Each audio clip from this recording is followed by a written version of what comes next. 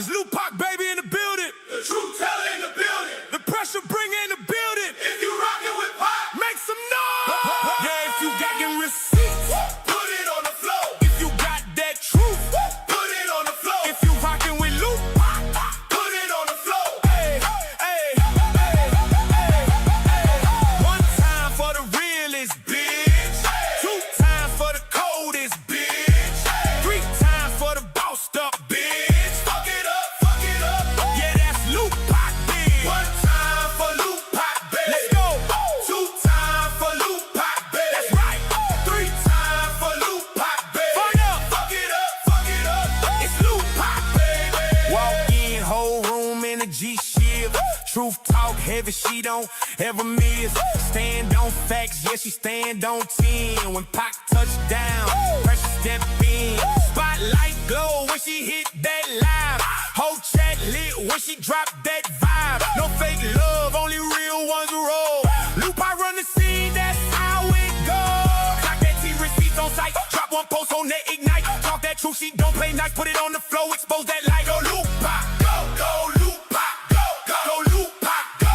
Put it on the floor, Pac, put it on the floor. Time for the realest, bitch. two times for the coldest, Bitch.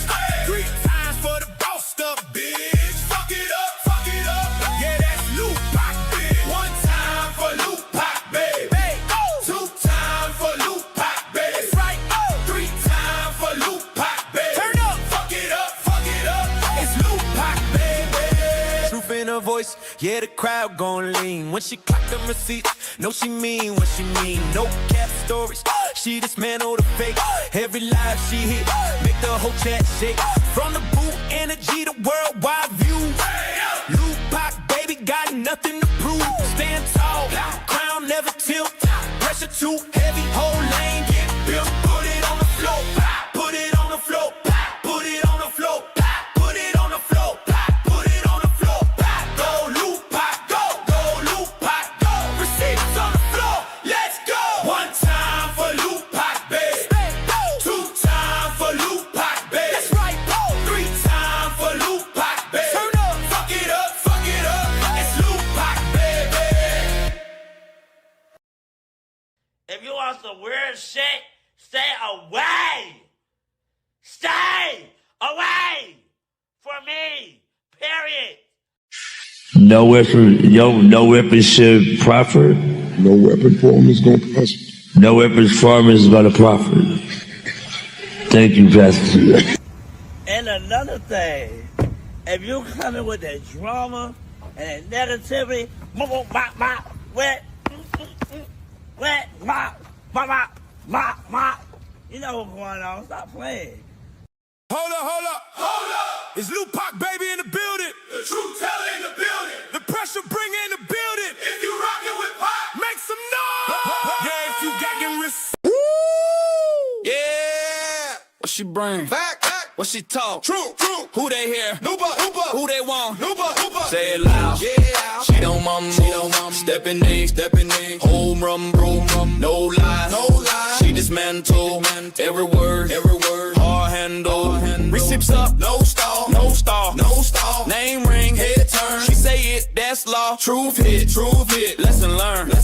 What she do? Break it down. What she do? Break it down. What she do? Break it down. What she do? Break it down. What she do? Break it down. What she do? Break it down. What she do? Break it down. What she do? Break it down. Then what she do? Break it down. No spin talk. No fake sound. She don't whisper. She lay it down. Every claim. She press check. Every lie. She correct. Boot state. Backbone strong. Stand firm. 10 toes on. She talk one. That's final. Lupac voice. Undeniable. Yeah. Break it down. That's Lupac. Break it down. Facts only. Break it down. Break it down.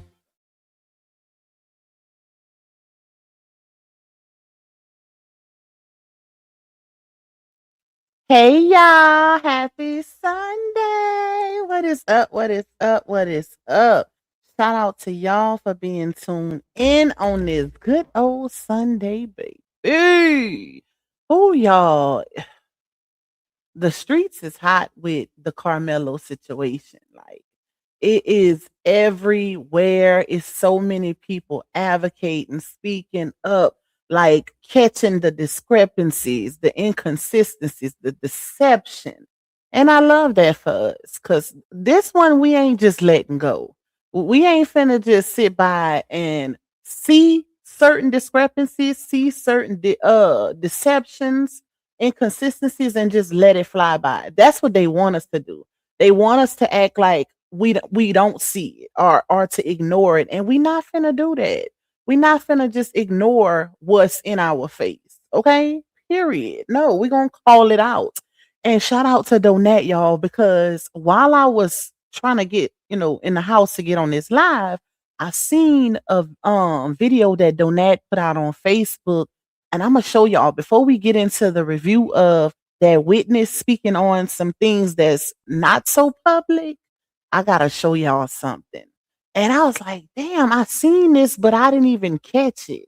But one thing about us, we is somebody gonna catch some stuff when we seeing these videos.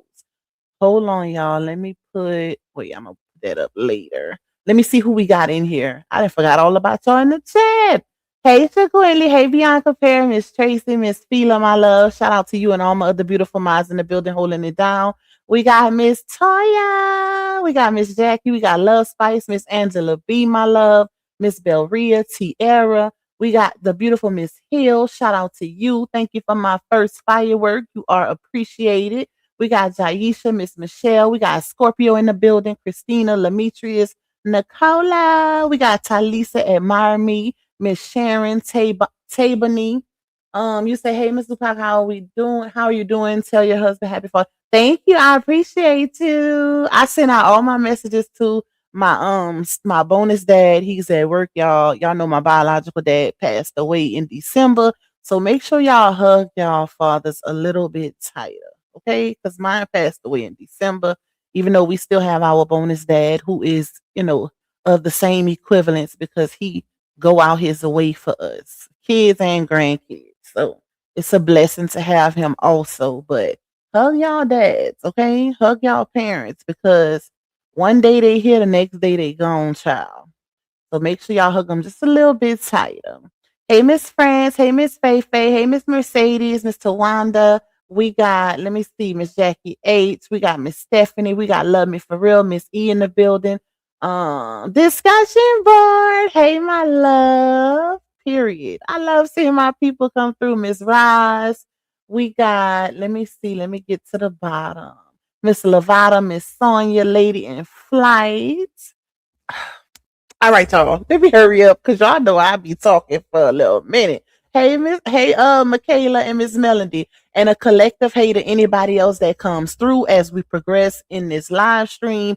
If you would like to donate to your girl monetarily, you can cash out me at $Lupac2. You can also buy me a coffee. Shout out to my coffee people. You can also support the platform by getting a super chat or a super sticker, aka a firework. Y'all know the vibes, okay? Y'all know I always set a little goal. It ain't much, it ain't mandatory, but it's greatly, greatly appreciated because it contributes to the revenue of this particular live stream. You can also support me by getting a membership. Shout out to all the new members. We will have a members only live soon. If I don't do it, well, I was gonna do it tonight, but I'm gonna see because I don't have no exclusive tea to give y'all just yet. So we might have to hold off until next week, okay? For the members only.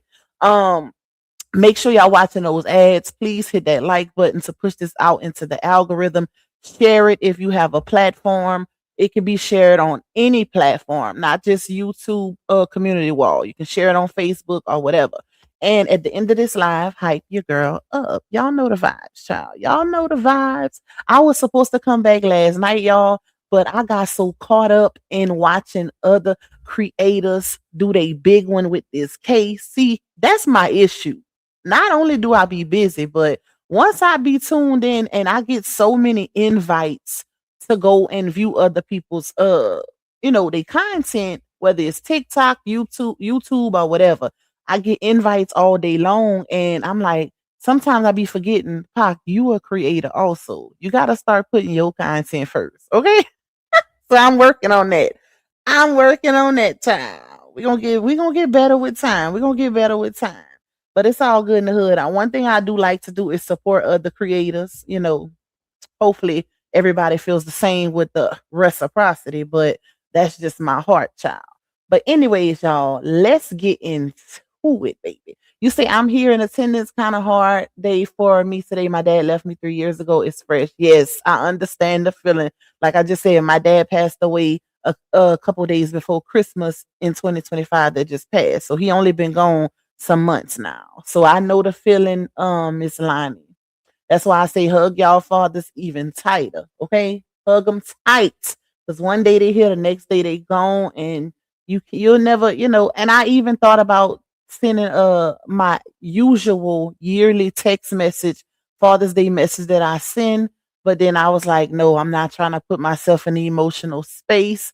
So I said, let me not send it, because you know how sometimes when somebody you love passes away, you will still catch yourself texting their phone or waiting because of habitual behavior. Like my dad would call us every single day, all of his kids, he would bug us all day long, and I would always say, dang daddy, I be busy, like you always bugging me. But now I don't have that, so it's a different feeling when you used to something. You can't, don't take it for granted. Don't take those type of things for granted, y'all. But anyways, let me get away from that before I start getting emotional, because y'all know I'm a big old crybaby. All right. So let me see. Let me pull up Facebook real quick. Hold on, y'all. I want to show y'all something. Take this down. Let's take this down. Okay. We're gonna go here. Let me find that page. 1 second.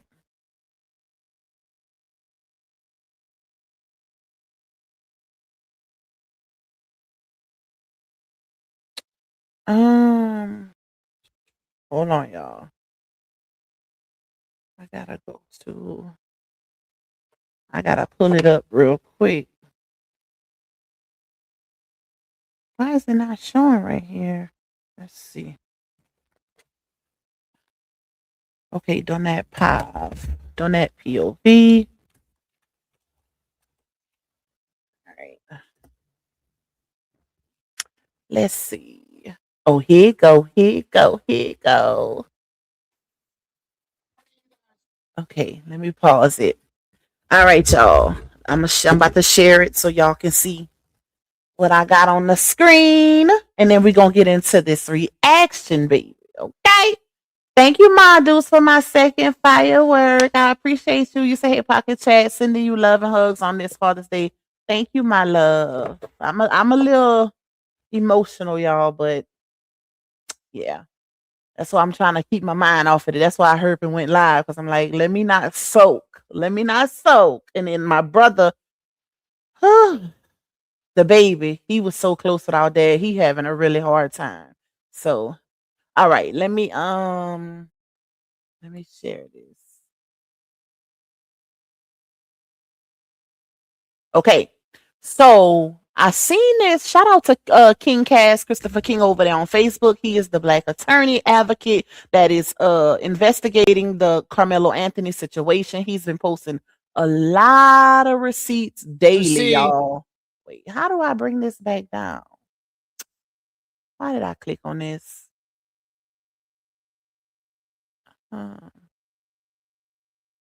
Damn it.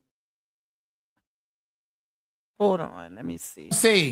I hope Okay, there we go. All right. So this is the video that was released, y'all. As you can see, we didn't pretty much seen the video 1,000 times at this point, right? But the more and more people is watching the video, the more things. Wait, sorry.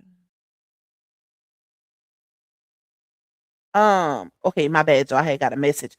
The more and more people are seeing the video now, the more and more people are finding discrepancies or, just weird little things like this right here. So I noticed this when I was watching the video, y'all, but I didn't really pay attention to it, if that makes sense, until I seen this just a couple minutes ago. Now, Donat, shout out to Donat. He's also a creator on YouTube and Facebook as well. And he actually caught this discrepancy. And it further supports the claims of the prosecution putting out a chopped up splice, edited, manipulated ass video. Okay? This further supports that. Now let me show y'all. Hold on. Let's play a little bit. I pray you guys are seeing exactly what I'm seeing. There are invisible people walking around because this footage is so edited. It's beyond the scope of just pixelation and you can't make out who is who. It's heavily edited. Like, why would you release this? Look at these invisible people. Look. And let me say this, because you got a lot of coons and clowns in the comments of this video saying it's no such thing as an invisible person, knowing we know exactly what Donat is talking about, meaning that there are people who are walking as disappearing. That's what he means when he says invisible people, because that further, like I said, that further shows and supports the claims of this video being heavily edited, because this doesn't happen in real time. According to all of the witnesses that viewed the unedited Frisco ISD video, it was perfect. Perfect. 4K perfect. You don't have all these different discrepancies.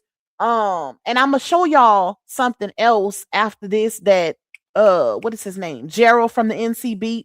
He actually was in court a couple days, and he also was in court when the video expert who chopped the video up and spliced it up and edited it, when he testified, Gerald was in there. So he spoke on that a little bit, right?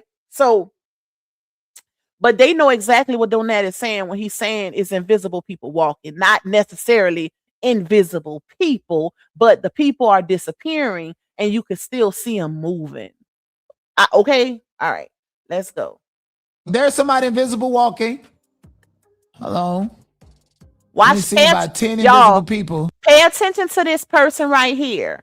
Pay attention to this person walking that's in black, and you're going to see them disappear in a few. Watch. Again, ladies and gentlemen, this is like the Kanika Jenkins footage. Let me go back a little bit. Okay, there it is. There it is. Okay. All right. You guys, right here is an invisible person walking. Do you see that invisible person? Do you see that invisible person? That's not pixelation. That's not, that's somebody invisible. And when he says invisible, meaning you can see the movement. How do they go from seeing them fully clothed to them blending in with the bleachers? Make it make sense. Like, they literally go from being fully clothed to a ghost. Like, y'all, this is some crap, and this makes you even madder at the defense, because why the hell didn't this is ineffective counsel at its finest. Like, why the hell the defense didn't challenge none of this? I just don't understand it. And this same thing happened under that tent, y'all. That is another major key point. And I think I'm gonna show y'all Gerald's video from NCB. He caught it over there also. Whenever, because damn near all the kids that confronted Carmelo had on black. If y'all remember, they showed the clip where them big ass twins was walking into the gate and they had on long sleeve black and then black shorts. I don't think I'm breaking up, Miss Tanya. I think it's because I was away from my mic. That's probably what it was. I was grabbing something out of my jacket. I was away from my mic. So if it's sounding like it's breaking up, go out and come back in. But normally when I move my mouth away from the mic, if I don't stay, keep my mouth right by the mic, it'll sound like I'm breaking up. But y'all, the twins had on long, like my thumbnail. Y'all see my thumbnail? I literally generated that thumbnail to show exactly what they had on, and also the size difference amongst the twins and Carmelo. Now it might be slightly off, okay? Because I put in ChatGPT, Carmelo was 5'8", 130 something pounds, and the twins was 6 foot and 6'1", 200 something pounds, which is accurate according to what what has been stated, right? The size difference, but you know, Chat GPT, child, okay? So, but I put that up for a reason so people can see, hence why Hunter stayed away from the trial until it was time to give victim statement. How is it that your twin brother is literally the person who unalive your twin brother is on trial for punishment of what happened in that event, and you don't even show up for the trial until it's time to give victim statement? Now, speculation, a lot of people are stating that that was done intentionally. He was advised to stay away so that it couldn't, his size compared to Carmelo couldn't sway the jury. And I could believe that, because that's a big ass boy. Them was some big ass kids, okay? Them some big ass kids compared to Carmelo. And then you add the other kids surrounding Carmelo. Think about the intimidation. Think about the intimidation. Why you got people speaking as if they knew exactly what they would do in that moment. No, you don't know until you're put in a situation like that. The Hunter made it seem as though they were non-hostile and Carmelo just was saying all kind of inappropriate things. That's not what that gave to me. The way Carmelo fled and hauled ass from under that canopy, that didn't give a child that was talking cash money chats to 4 to 6 other kids.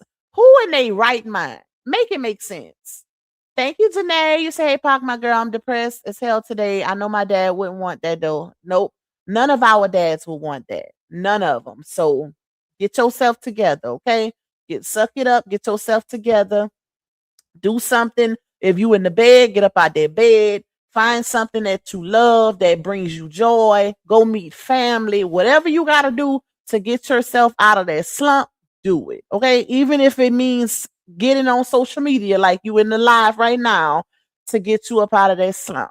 We all gotta get it together, y'all. We gotta try. We gotta try to keep it together, okay? Try not to focus on it either. That's why I literally went live, so that I can distract my mind. So that's why we here. We're gonna keep each other company in this moment, okay? Period. Love you, Janae, girl. All right, y'all. Hey, Terry, bro. I don't even know if you was in here for the copyright. Just put it in the chat. Just put it in the chat. Hey, Miss Maya. Hey to everybody that's coming in. Yes, your dad wants you to be happy and free, my love, but thank you for the blessings. I agree. All right. Love you too, Janae. Okay. And hey, Philly Girl Juice. I always be wanting to say the name backwards, y'all. What's up, Philly Girl Juice? Okay. So, y'all, let me play a little bit more of this. Then we're going to go to Gerald. Then we're going to get to the witness state. Visible walking and blurring into the rest of this blurry shit, bro. Y'all see it? Like, who you think you playing with? Because we can zoom in, too. Look, right here. Like, right you got here. invisible. Look, if y'all see all the way, I know y'all can't see my mouse cursor. I still never figured out how to set it to where I'm gonna have to Google it. I'm gonna figure it out. But if y'all look over here all the way to the left where the memorial tent is, look at the bottom left corner. You can see looks like a person. I think that's that little girl that was in that yellow poncho, but I can't really tell because it's blurry. But look at the bottom left, right above the person that's in the yellow whatever. Right above them, you're gonna see some movement right there. It's appearing that they made certain individuals disappear, so it doesn't seem as it was so much crowding around Carmelo, but it is. Even in other angles of videos, clearly whoever edited this chopped up, spliced up chat, they forgot to edit certain angles, because in certain instances you could see a whole bunch of figures under the canopy surrounding Carmelo, and in other instances it's like they start disappearing. That is so weird to me. That is so weird. But it goes along with the narrative of them painting Carmelo out to be the aggressor. All of that was done intentionally, allegedly, in my opinion, to paint this baby as the aggressor. Okay? All right, hold on. Let's pay a little bit more, but y'all pay attention to that bottom left corner right under the memorial tent. You're going to see some movement. That's people. That's people, y'all. People walking around, and you want us to believe that ain't nothing happened underneath this tent. That should not be questioned. This video alone is grounds for this is not credible evidence. Facts. There are invisible people. Look, invisible people right there, even at the edge of it. Yep. This is why they cut it the way that they cut it. There's somebody right here on the opposite side of this fence that's looking in and engaging, but this person is invisible. Now pay attention. They probably was recording. Oh, let me go back a little bit. Y'all seen that person disappear? Look at that invisible person right there outside the fence. Who is that? Come on, man. You can't tell. You cannot play with me. Who is this outside the fence moving? And y'all got this cut right there when that person is moving. Done blurred him out to where this person up here ain't even got a leg. Come on. Come on, man. Who y'all playing with? Y'all really, Judge Roach, you really gonna release some footage like this, bro? You really gonna stand besides this and say that you're retiring in 6 months and act like we dumb out here? Bro, we see invisible people. But the gag is they didn't have to do this, y'all. That's what makes me so mad about the people that's against Carmelo. When it's all of these very obvious standouting discrepancies and deception and conspiracies and corruption, all of this is in everybody's face. They didn't have, y'all see, first of all, they literally put out multiple clips, different angles, spliced and chopped up, where you got one clip that's clear as day. You can see the raindrops, baby. Clear as day. Then they went just so conveniently happened to give us the most important part of the video that we need to see. It's blurry. Make it make sense. So you mean to tell me all the other cameras of the different angles was clear as fuck, but then the one that's pointing to where the incident happened is bad? What was the purpose of zooming in that close? Because we all know, even experts, they experts for a reason. This was intentionally done. We know that when you zoom in too much, it loses its full physical form. It becomes pixelated and grainy, and it looked like blobs, just movement. No, that was intentionally done, y'all, because it's a lot of things. Even the covering of the blurring of the faces, because they were teenagers at the time, that was intentionally done also, in my opinion. Because if this is a crime and it's kids involved in a crime, mind you, 17-year-olds. If this is my thing, right?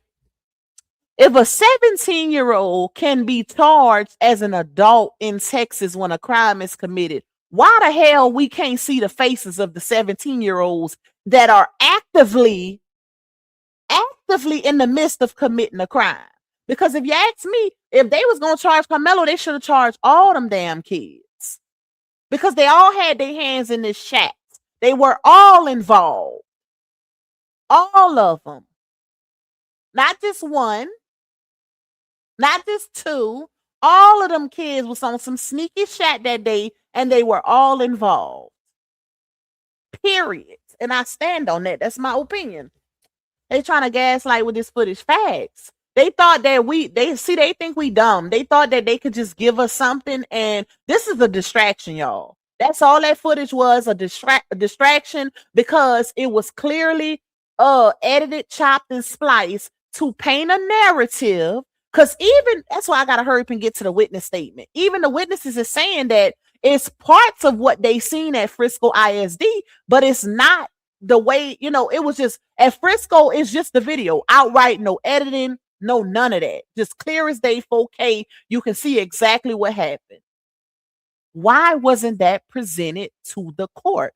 We know why. Because they don't want that. If all of these witnesses saying they had to go to Frisco, they had to sign papers, all of this to see a video, right? And they all saying that it's clear as day. You can see everybody. You can see what they got on. You can clearly see them attacking Carmelo. That's the reason why they didn't show that video in court as is, because they wanted to paint him as the aggressor. Hence why Hunter didn't testify. Hunter is literally on several videos giving a different statement from what the video portrays. And you still got these dummies that's out here saying, oh, Carmelo, y'all need to accept the fact that Carmelo is guilty and he committed a crime. Are y'all okay? If it was just outright that simple, why the hell Hunter didn't go to his brother's trial? Why he only showed up at the last day for victim's statement? Why? Who don't show up for some, especially somebody that was born on the same day? Twins. Make it make sense. Child, let me play out just a little bit more and we're going to get into Gerald. Look at these invisible people walking right there. Somebody y'all. boop, boop, boop, somebody walking out here. Somebody's up there. Now this person is you can even see movement at the top of the bleachers. You can see movement passing all down the aisle right here. And it's like the people just walking, but why make them invisible? Why blur them out? halfway invisible, halfway chipped up, looking like a roach off of Men in Black that was at the bar drinking and smoking a cigarette. Like, come on, there's somebody walking with an umbrella that's just totally blurred. This has nothing to do with pixelation in itself. This has everything to do with heavy editing and a pixelation on top of it to hide all of this evidence. This person ain't even got no top body. Come on, man. Who y'all think y'all playing with? Facts. All right. So I wanted to show y'all that, like, because I didn't catch that at first, but you can clearly see that this video is heavily edited and not edited to the point of, oh, we just doing a little 1-2 to show the jury who is who and what is what. They didn't even have to do all of that. Why was all of that necessary? Now let's get into something else. Hold on. Make sure y'all hitting the like button. We got 167 in the building.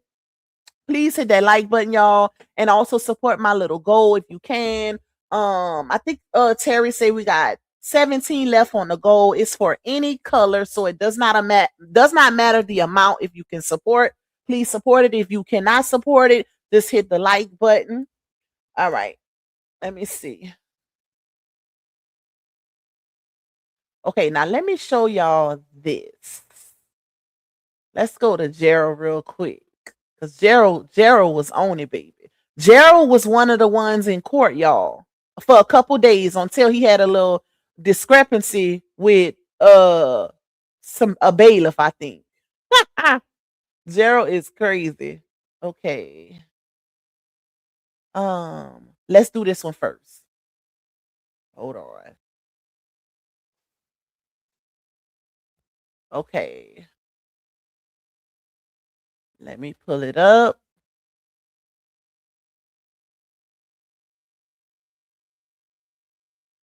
All right, y'all. Listen to what Gerald got to say. Let me take my super down. It's 170, 92 on the likes. Yes, y'all. We need y'all to hit that like button. That is free. That is a free form of support. It costs absolutely nothing to hit the like button. Please hit that like button. Hunter started it all. I believe that. He literally said it unintentionally. If you listen to his statements, not long after the incident happened, he's describing himself as the ish starter. Literally. All right, let's play. Oh, wrong one. Hold on. It's your boy Gerald with the NC Beat. There's obviously a little clearer video that was also released, and I'm going to play it for you in a few seconds. But I just want it to be clear that this case is about a group of thugs Come who on. tried to bully a black teenager sitting under a tent, talking to someone that he knew who actually called him over to the tent. It's very clear that Carmelo Anthony was being attacked by a violent mob of thugs. And I'm still trying to find the murder in this video that Bill Worski was hooping and hollering to the jury about, but I can't find it. While the video plays, I'm going to give you some of my notes from the state's first boring witness, Mark Porter, M-A-R-K, Porter, P-O-R-T-E-R. He is a forensic video analyst for Tarrant County, but prosecutors from all over Texas call him for his expertise and his high-altering editing skills. Videos released today with this spotlight on it was only showed in 4K to the jury. I was in the courtroom the first day that these videos played, and we only got to see a further out video that you barely could see.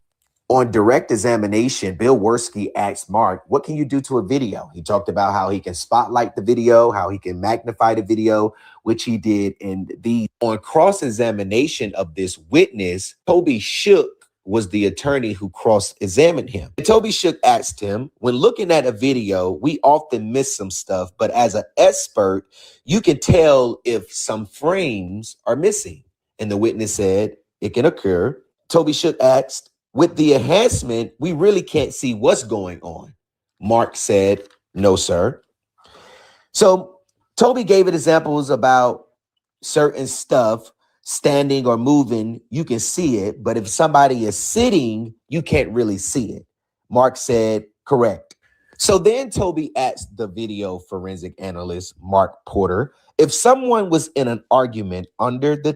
Y'all, pay attention right here, y'all, because what Gerald is describing, he's describing when the video expert who did all this botched ass spliced up editing, when he was on the stand, the video expert took the stand, and Gerald had a first-hand account. He was there. So he's describing what the expert said about the editing, right? So pay attention, y'all. All right. Tent, and they are sitting down. Back a little bit. If someone was in an argument under the tent and they are sitting down, you wouldn't be able to see that. I wrote, witness agreed that you wouldn't be able to see it. Toby asked Mark, does it appear that the rain is coming down and it picked up? Mark agreed that it was raining and pouring down at the moment that Metcalf and his brothers walked into the stadium. That was his answer, literally. I also wrote, it was 2 minutes before Carmelo came to the tent. At the time Carmelo went to the tent, it was pouring down, raining.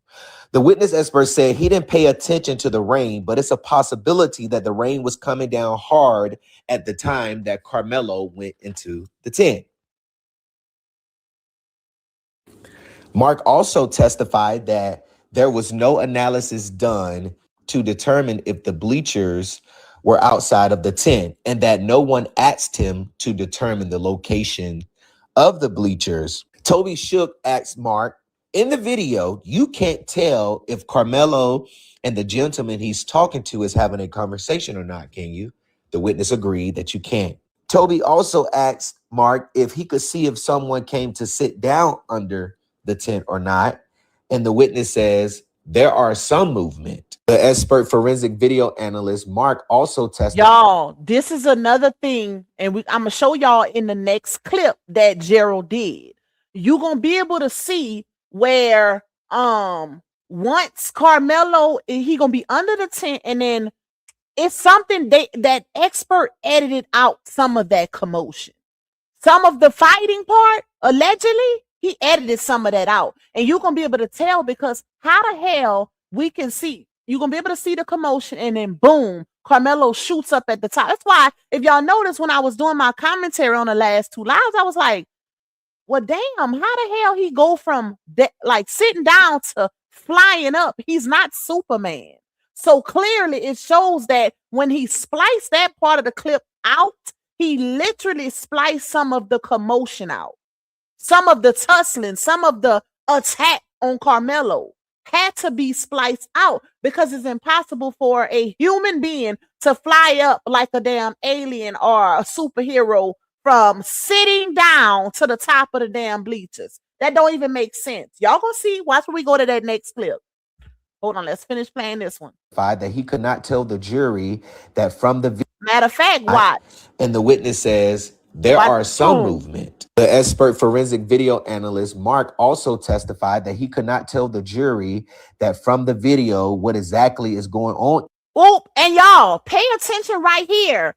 When Carmelo is running, you gonna see this person. Y'all see this person? Damn, I need my mouse to show. Do y'all see that trash can that's in the middle right here? Right in front of the fence? Put a 1 in the chat if y'all see that trash can right there. Do y'all see this trash can right in the middle by the fence? Let me know. Put a 1.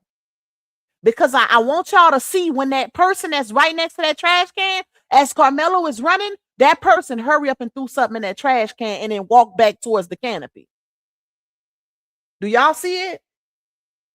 Okay, pay attention, y'all. Don't watch Carmelo running. Or if you can, watch Carmelo running, but watch the guy that's by the trash can also. He's going to hurry up and throw something in that trash can really, really quickly and then run back to the canopy. Watch, pay attention. That is something that King Cass caught, okay? Hold on, let's go. Having a conversation or not. Wait, I went back too far. I didn't go back far enough. There was no analysis Damn. Why it ain't going back? here that the rain is coming down and it picked up. Mark agreed. Hey, y'all see Carmelo at the top of the tent, right? I mean, at the top of the canopy. He's at the top of the canopy. Notice, this guy is about to hurry up and throw something in the trash can. Let me go back. The guy is going to be walking. Wait, I went back too far. Okay, you're going to see the guy walk that as soon as Carmelo shoots up at the top of the canopy, that guy at the very bottom, he going to hurry up and throw some. He's in all black. He going to hurry up and throw some in the trash can and then work his way back to that canopy. I wonder what the hell that was. Now it's making me feel like one of them other kids had a weapon too, because they didn't do a good investigation with this situation, because it's too many inconsistent. It's like, what the hell went on? They didn't even show the actual smurder tool in court. They showed a picture of it. Now it's making sense, because now the picture of the smurder tool, it got a little M at the bottom. And it was allegedly stated by one of the witnesses that lives in the area that has been investigating this family. The father, Jeff, had bought both of his twins, allegedly, one of those multi-tools and had them engraved, right? We don't know with what, but that witness said they have a lot of receipts. They got pictures of the twins where you can see the multi-tool in their pockets, like halfway out. You know how them boys will have they little pocket knives halfway out their pocket? Is given that, right? They got pictures of stuff like that. So it's too much. I ain't never heard of a high profile murder case where the evidence, the real physical evidence, is not submitted for examination. That don't even make sense. I'm wondering, did forensic even check to see if it was damn Austin blood on the poker? Because why wasn't the actual real poker submitted for the jury to examine? Y'all remember the OJ trial? Baby, they had the actual gloves that was used in the unaliving of OJ's wife. They had the actual gloves in there, and they even made them put them on to show they didn't fit. The real glove, like, oh, child, I am so disappointed in that defense for this ineffective ass counsel. This is crazy. And they supposed to, him and Mark, what's his name? Mike Howard and Toby is supposed to be two of the coldest in Texas. This don't even make sense.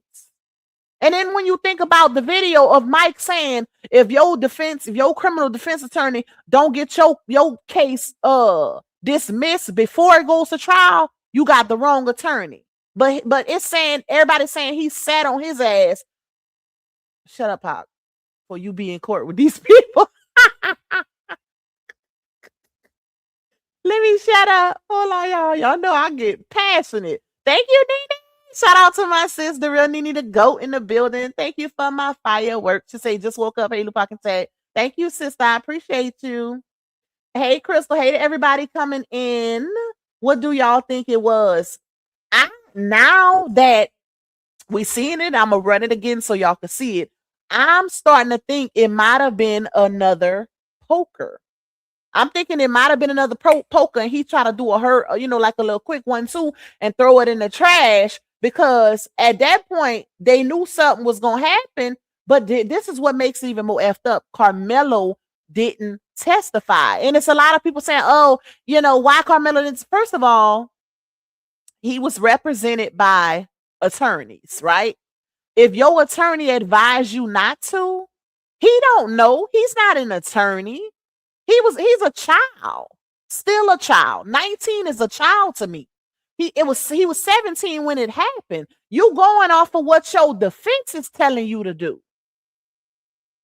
That's what was going on. It's not like he was pro se in the courthouse representing himself and just pop on the damn stand at any time.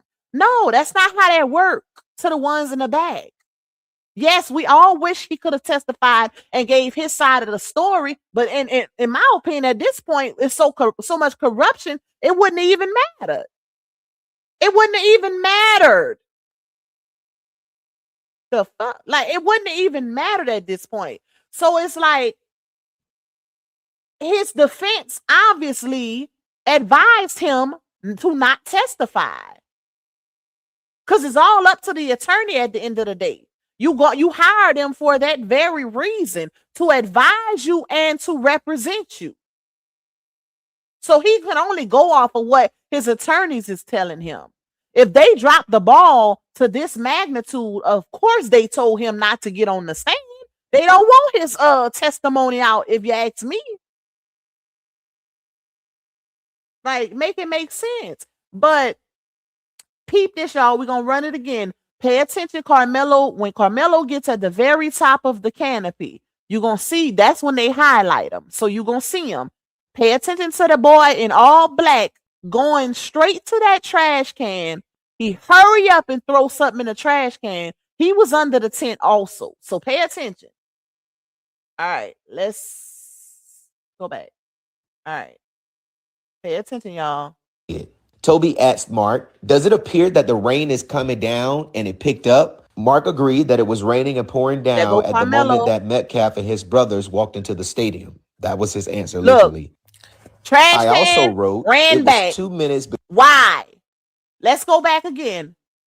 The little boy who threw something in the trash can was under the canopy when Carmelo was assaulted. What the hell did that little boy have in his hand that that made him so frantic to the point where his first mind went, let me hurry up and put this in the trash? Because clearly he going to an adult. While you got these other flunkies on YouTube stating Carmelo was hauling ass to fleeing the scene, when it was literally testified that he ran to his coach. That's them coons. That's the ones that like to. Ooh, it be your own people. That's why that saying exists. It be your own people, because you got these bigger See, they knew not to give me a big platform. Okay, I can't be bought, baby. I'm not that type. Like you, I don't. They got these big ass platforms, y'all. They got these big ass platforms, and they are using their platforms to go against their own people. I just, it's so sickening. Painting narratives. They painting the same narratives as the prosecution.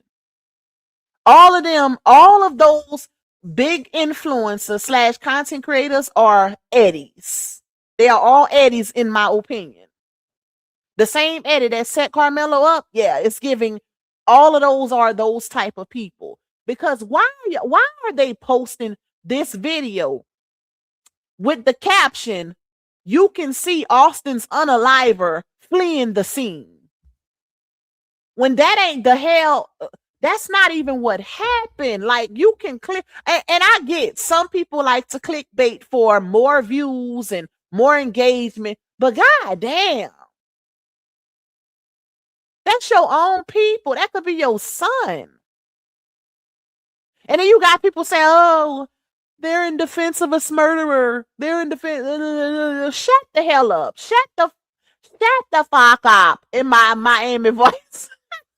Shut the fuck up. Okay?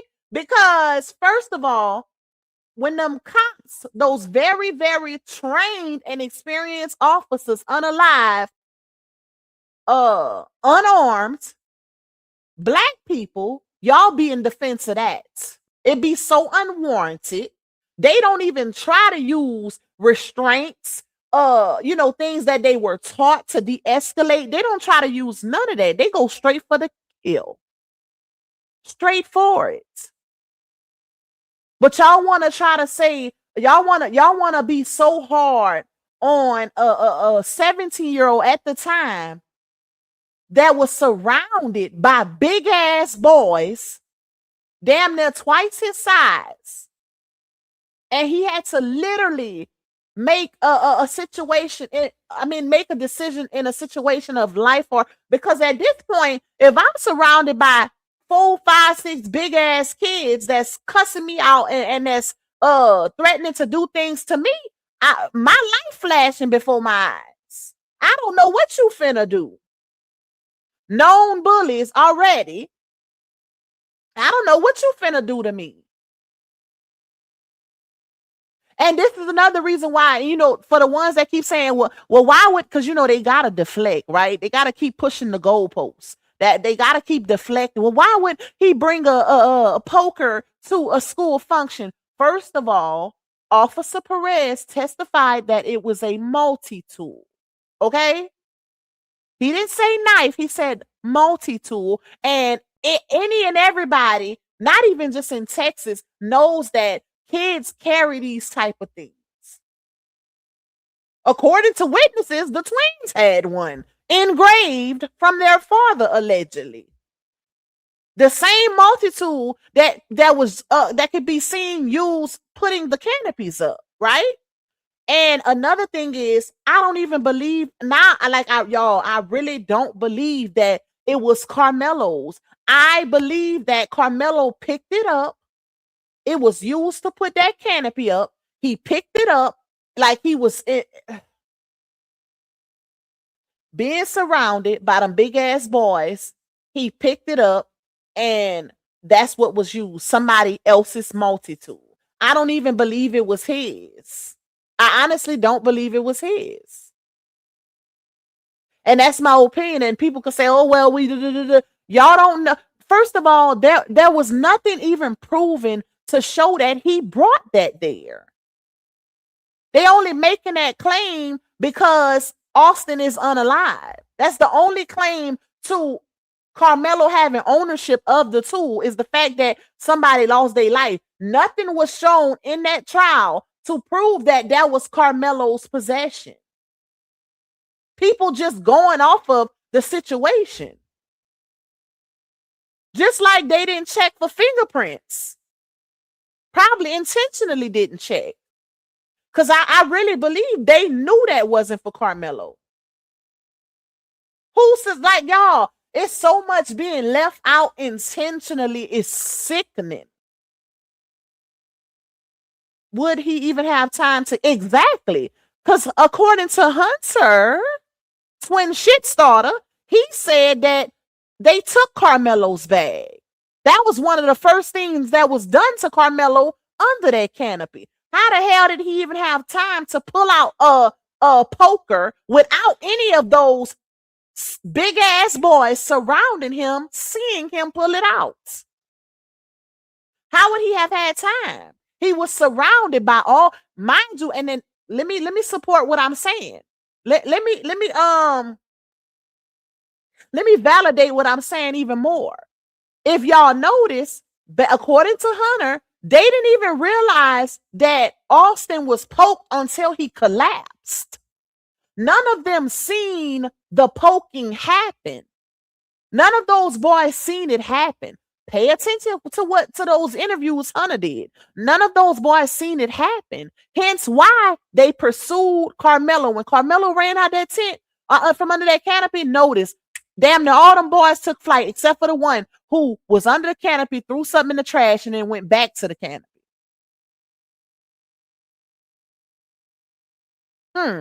Interesting. Interesting. But none of them seen the actual poking happen, and I'm thinking it's because when Austin did that big ass linebacker pull up shove football move on Carmelo, I think that's when the poking happened, and it was from the reason why it did the damage it did is because of the pressure that Austin utilized to do that move on Carmelo. That's what caused the damage right there. Because clearly it was stated that that kind of damage only happens from a certain amount of pressure being used. How could Carmelo cause that amount of pressure when he was sitting down?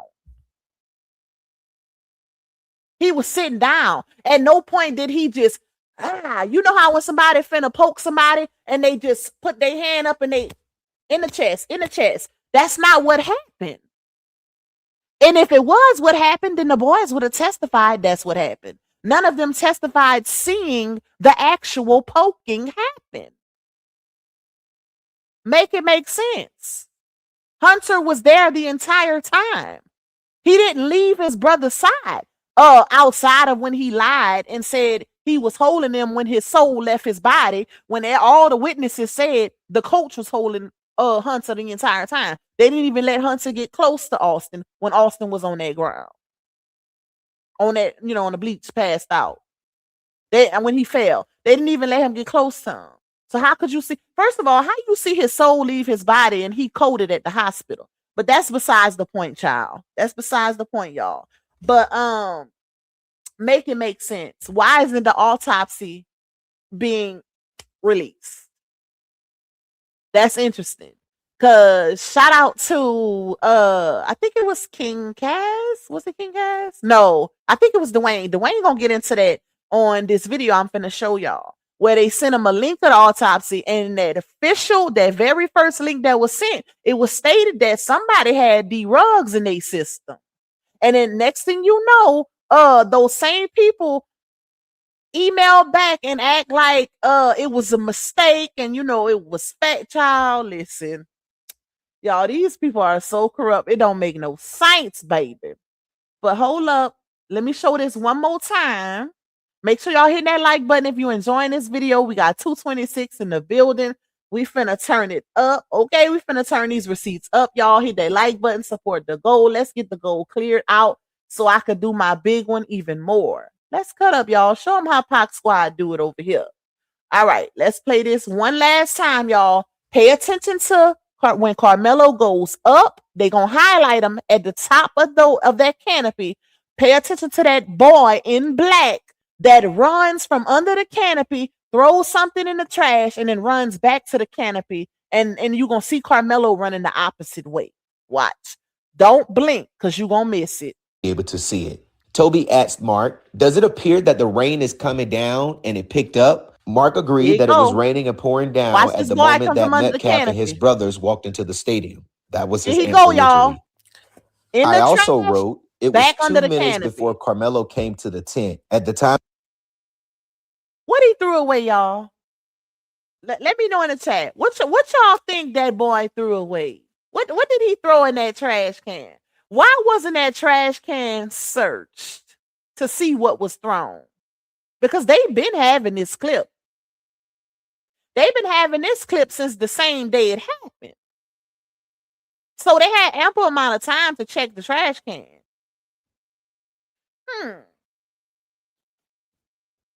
I wonder what he threw in that trash can. Could it have been a poker? Could it have been another poker? Because not just that, if y'all notice too,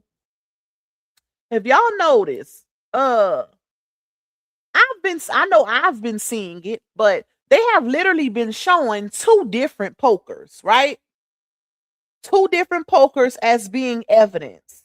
So I'm really like, what's going on, child? Why is 2 different pokers being shown as evidence? It's literally 2 different color polkas. Did y'all see that? A shout out to Auntie, because Auntie posted a picture on her community wall. Thank you, Toya. Toya say turn up, period. You know we're going to put it on the flow, baby. Thank you for that firework, my love. All right, let's get into the next one, y'all. Let's see. Let's take this one down, and we're going to get into the next one. Hold on. It's going to get even better. Shout out to the baddest blogger, Gerald. Okay? Shout out to Gerald. All right. Let me see. Where's the other one? Let me go to my history. Okay. I just played that one. Now we need to play. Where's your other video, Gerald? Hold on, y'all. Not shown in court. Okay, I played that one. Here it go. This is the other one, and I think it's one more after this, if I'm not mistaken. All right, let me pull it up so y'all can see.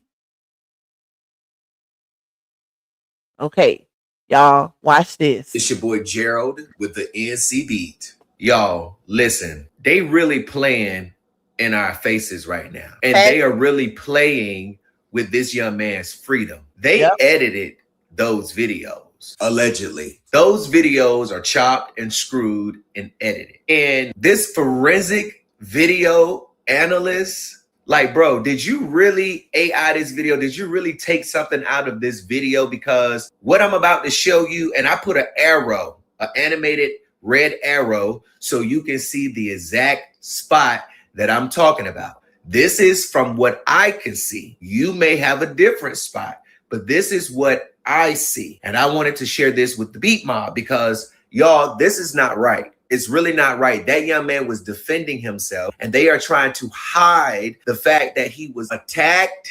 Boy, you see where the arrow points, there's the push, and all of a sudden, that person is gone. It's like like they've been just. Oh, hold on, y'all. I'm not even. You see where the arrow points, there's the push, and all of a sudden, that. Watch, y'all. Pay attention. I'm telling y'all to pay attention. I ain't even paying attention. Boy, you see where the arrow. Okay. Shout out to Gerald for putting that arrow, y'all. Now, mind you, with this video right here, everywhere you see black is a person. Okay? And if you notice from the original footage that the courts released, you can see that the boys walking in the gate, they all got on black damn near.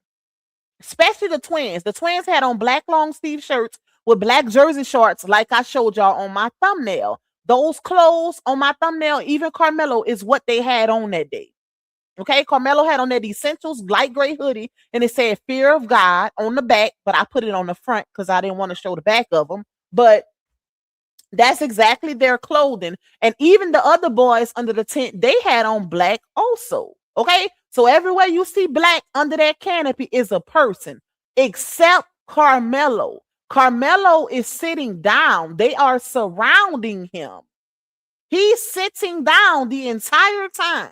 And the people that went see the video of Frisco ISD, they they said that in that clear video, you can see Carmelo is seated the entire time, and he is surrounded by all of those boys. So that's why you can't really see him. But you're going to see him once that you see the gap in the where the arrow is. That's when you're going to see him fly up to the top because he's sitting down. But he has on a light gray sweater. Light gray Essentials hoodie that is blending in with the bleachers. The bleachers is gray and his hoodie is light gray. But he has on dark navy joggers, okay? But that's why you can barely see him because he's kind of blended in with the bleachers with that light gray hoodie. But notice how at first, before Carmelo is at the top, when he's still sitting down, you can't see really no gaps, right? But you're going to see that gap once he shoots up here. But you can clearly see that part was edited. It was spliced right there.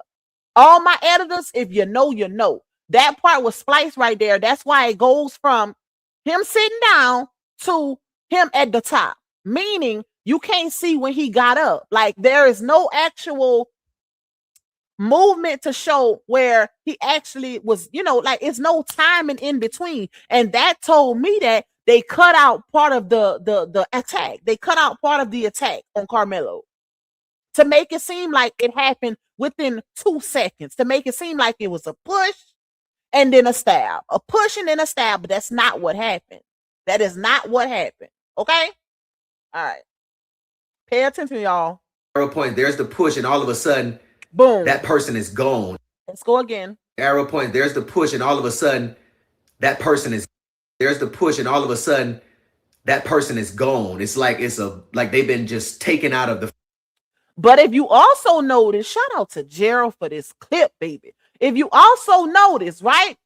Like I told y'all, you can barely see Carmelo because he's sitting down and he's surrounded by all these boys. But if you notice the movement under the canopy, it's coming from both sides. The commotion is coming from both sides, which clearly shows that he was being swung on or pushed from both sides. You can see it. That's why I don't understand why people saying it was only a one-on-one. No, you can see arms swinging under that thing. You can clearly see he's being attacked from both sides. Like, you just gotta look at it. The proof is in the pudding. Let's run it.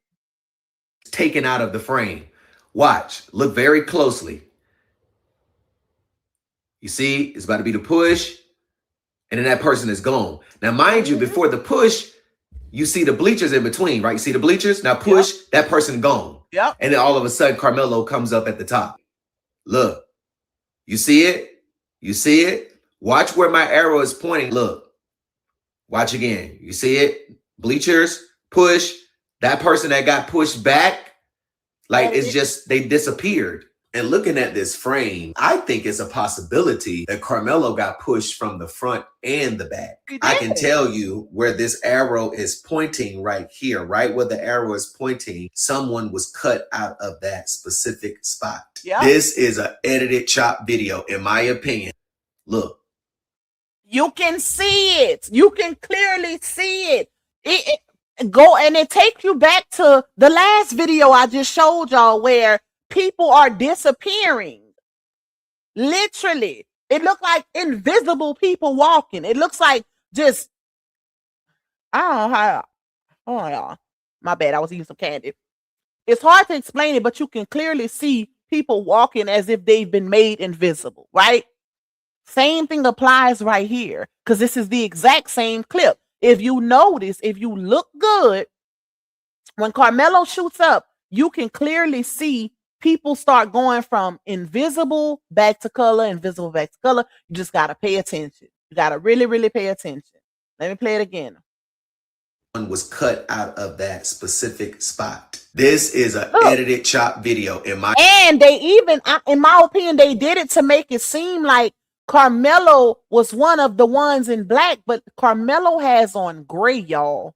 He was sitting down, but pay attention to both sides of the arrow. Y'all see what Gerald put that red arrow? Pay attention to both sides. You can see arms swinging on both sides. Carmelo is sitting down. They were all swinging on to the point where they were still swinging and he hadn't made it to the top.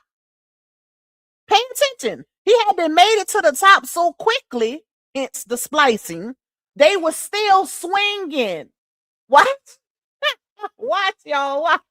Pay attention to all the movement coming from both sides. The arrow is what make, shout out, like I said, shout out to Gerald for that red arrow. Because of the arrow being in the middle, the arrow is literally showing you where Carmelo was sitting, right? So look at the arrow as being Carmelo.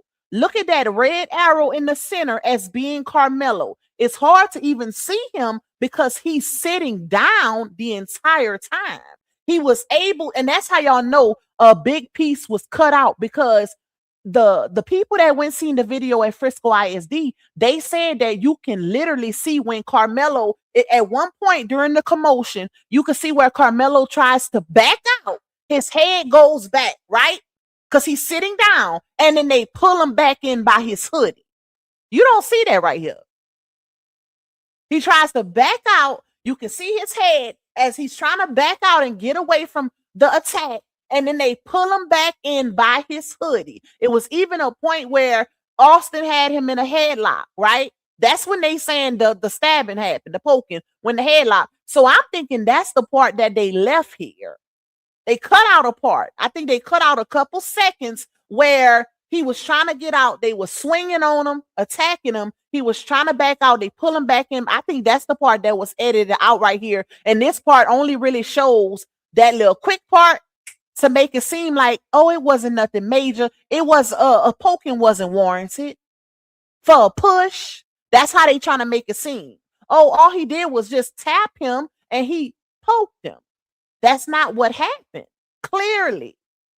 And you can see that this clip is edited. You can clearly see this chat is edited. But like I said, y'all, think of Carmelo as being that red arrow because he is sitting down and his gray hoodie is blending with the bleacher, especially from all this damn editing going on, all of this manipulation and pixelation in this video. Look at the red arrow as being Carmelo. And then you're going to see where it's some swinging from both sides, the left side of the arrow and the right. How is that not an attack by multiple assailants? How is that only one-on-one when they were still swinging after Carmelo had been shot up at the back? Watch. Let's play it one more time. My opinion. Look at that. Look how that frame is just gone. It's like it's been cut out. Yep. Look at that. Look. Push, cut, because all of a sudden Carmelo's just running up. Look how that, do y'all see that? That man that put that chopped video on trial in front of this jury and Mike Howard sitting there looking at it, didn't even object to it being played because clearly, and I'm not going to tell you no lie, from what we saw in the courtroom, you couldn't see that cut. But because this is the magnified version and spotlighted version that was only showed to the jury on this big old. Yep. So basically what Gerald is saying, y'all, is even in court, they didn't even show them this in court. They showed them something completely different in court. Remember, the people that was in court was able to see a grainy video. Gerald even saying, because he was in court, they didn't even show them that, but they showed the jurors that. The clip that Gerald is playing right now is what they showed the jurors in court. But they showed the people in court, the regular audience, something completely different. So now, even the people that was in court are getting to see what the jurors was showing, which is a edited, manipulated, spliced up ass video put together to paint a narrative as Carmelo being the aggressor. Point blank and the period. That is my opinion based on these facts.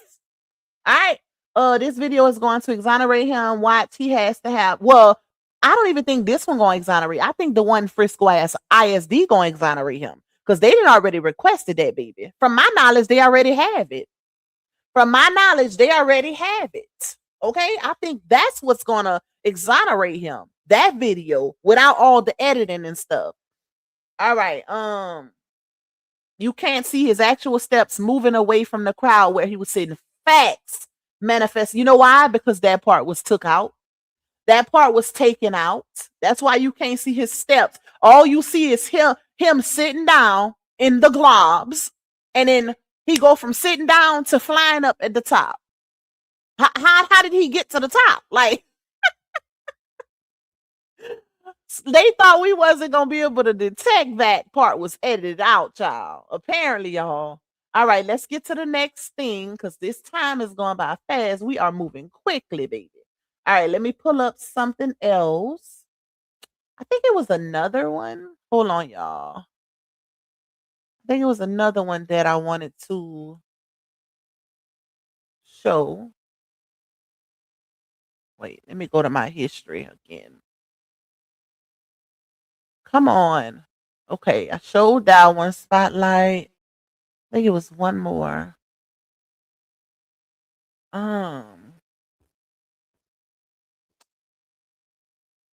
Oh, let's show. Well, do I need to show this one? Yeah, let's show this one real quick. So I'm gonna quickly show a part of this one because Dwayne gonna actually talk about this in that interview. But y'all, So I don't know if y'all seen, but it's a picture going around that was taken from Jeff Metcalf, the dad's page, where he hosted a barbecue at his house with some of the witnesses, including one who was a defense witness, right? Who was supposed to be on the defense side, Jose something. Queen Sheba posted it on her Facebook because she was actually in court, right? So let me show y'all this real quick. Oh shoot, share it.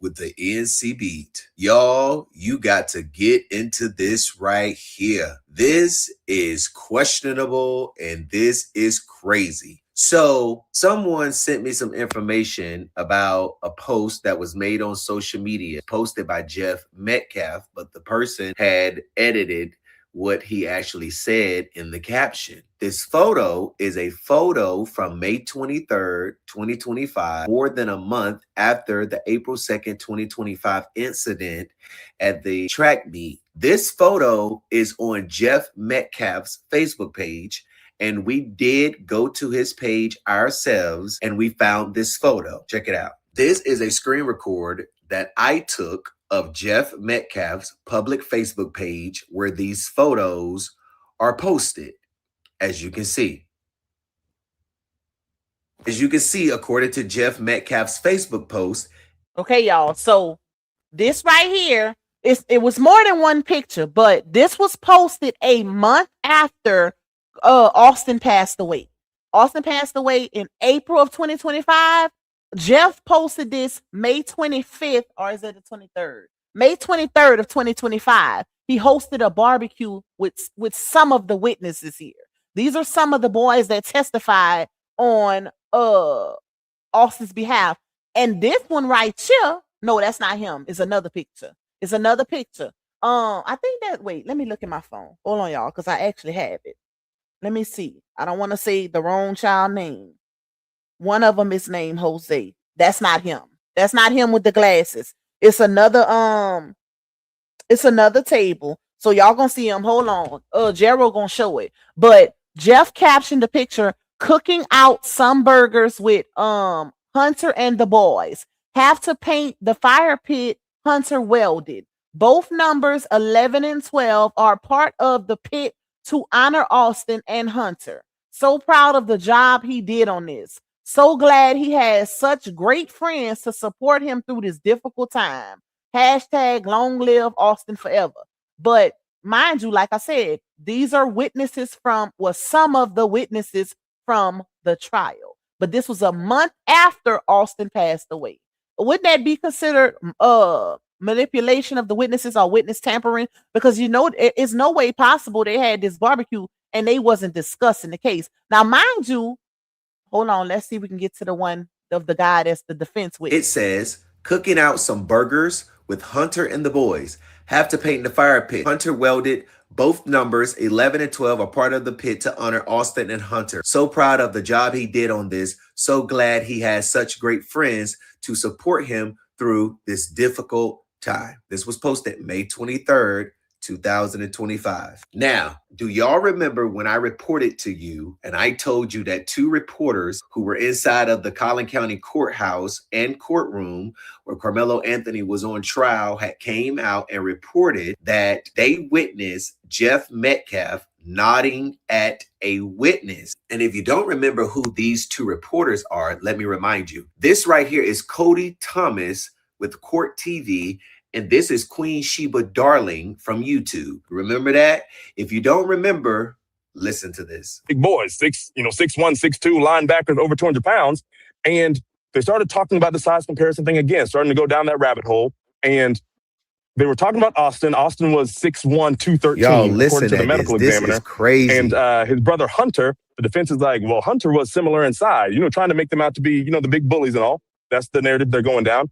And as the defense attorney is asking this, I can see Jeff Metcalf, the father, just shaking his head like these boys are not the same size. And the young man on the stand said, I wouldn't say that. And he actually said that Austin was substantially bigger than Hunter. One thing that I've constantly seen in writing or I've heard is they want to ensure that he receives a fair trial. When I see someone instructing a witness, why would you do that?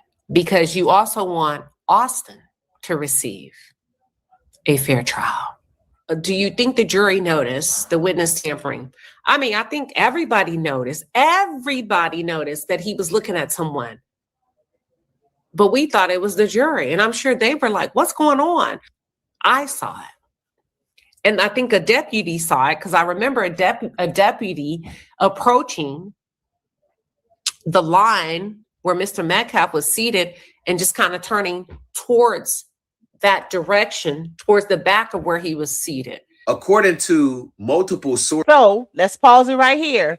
Queen Sheba was also one of the YouTube content creators / bloggers that was in court, y'all. And this is who she's talking about right here. This guy right here, because she posted it on her Facebook. His name is Jose. I don't know his last name, but he's one of the witnesses that testified, supposed to be on the defense, or basically in Carmelo's defense. But he was the one that the dad, Jeff, was manipulating in court, basically coercing in court. You remember when they said, when all the bloggers was coming out, and even Cody from Court TV, they came out, that's who Gerald just played, and they said that Jeff was so obvious with his nodding and coughing and stuff in court while the witnesses was on the stand. Yeah, this is one of them right here. Jose, he was a defense witness, but here he is at the barbecue for Austin and Hunter them. Even though Austin was passed away at the time, but that's one of them, y'all. Like, this is crazy. And the fact that they seen that happening in court and they didn't even do nothing about that either, it clearly shows that baby's future was already written long before that trial even started. Long before it started. And Queen Sheba Darling, who you just heard from, if you look where the arrow is pointing, she said that this is Jose, and he was the witness Jeff Metcalf was allegedly nodding his head to, instructing while he was testifying. This is who they are talking about. Cody Thomas is talking about, and who Queen Sheba Darling is talking about. At least we know this is who Queen Sheba Darling is talking about. So it has to be who Cody Thomas also was talking about. This is very concerning because this just goes to show that this witness could have been coached and coerced. According to the testimony that they wrote down from Jose, Jose is a liar, according to what they reported. If you read Queen Sheba's post right here, it says, during this witness's testimony, Jeff Metcalf could be seen directing the witness's response by nodding, quote, yes or no, end quote, as defense counsel asked questions. She also named him Jose and alleged that he lied under oath, as she has him circled right here. Jeff. Y'all, let me know what you think about this in the comments. Why didn't the defense? I did not want to play that. Hold on, y'all. All right, let's take that down. Give me 1 second. Damn. Okay. All right. Now I want to go to something else. Now we finna get into that witness statement. One of the guys who seen, dang, they popping firecrackers already.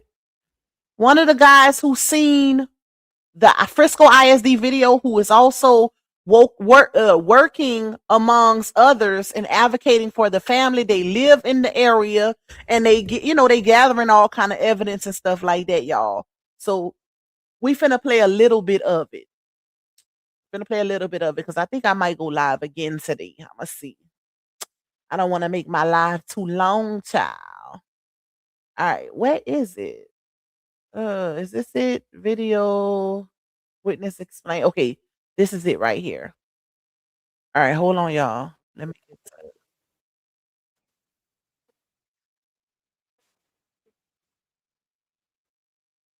Okay. All right, let me pull it on screen so y'all can see it. Make sure y'all hitting that like button, please. All right. Shout out to Lakeisha Keisha. This is her live stream from I think yesterday.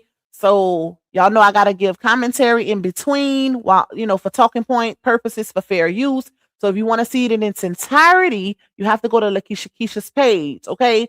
But yeah, we're gonna do reaction to this witness advocate right here who lives in the area, one of the ones who actually seen the videotape from Frisco ISD.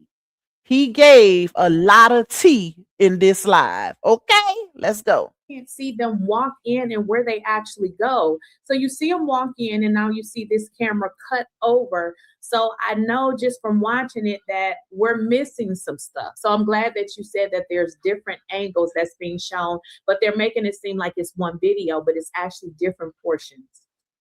Correct. And before you started, this that we're looking at, this is actually the prosecutor's evidence that they submitted into court to put up to proffer their case.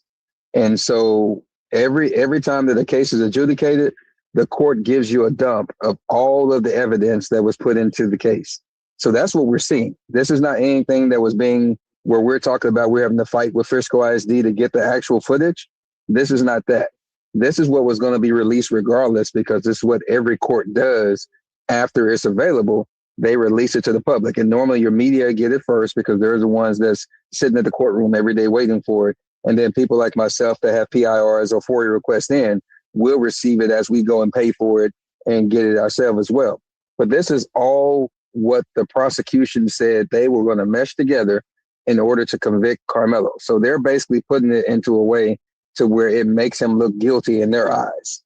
And it's up to the defense, who has all of the video, to actually proffer up the reason why that the prosecution is lying, which they did not ever do. Thanks. And so I just want to make that context to people so they understand that what we're looking for is not any video feed that we're fighting for. It's actually what was going to come out regardless. And this is what was shown in, well, not all shown in court, but this is what the prosecution offered up as evidence and put into the case. And so we're seeing that how they mesh it together. And again, you're looking at 3 to 4 different camera feeds that they mesh together as one.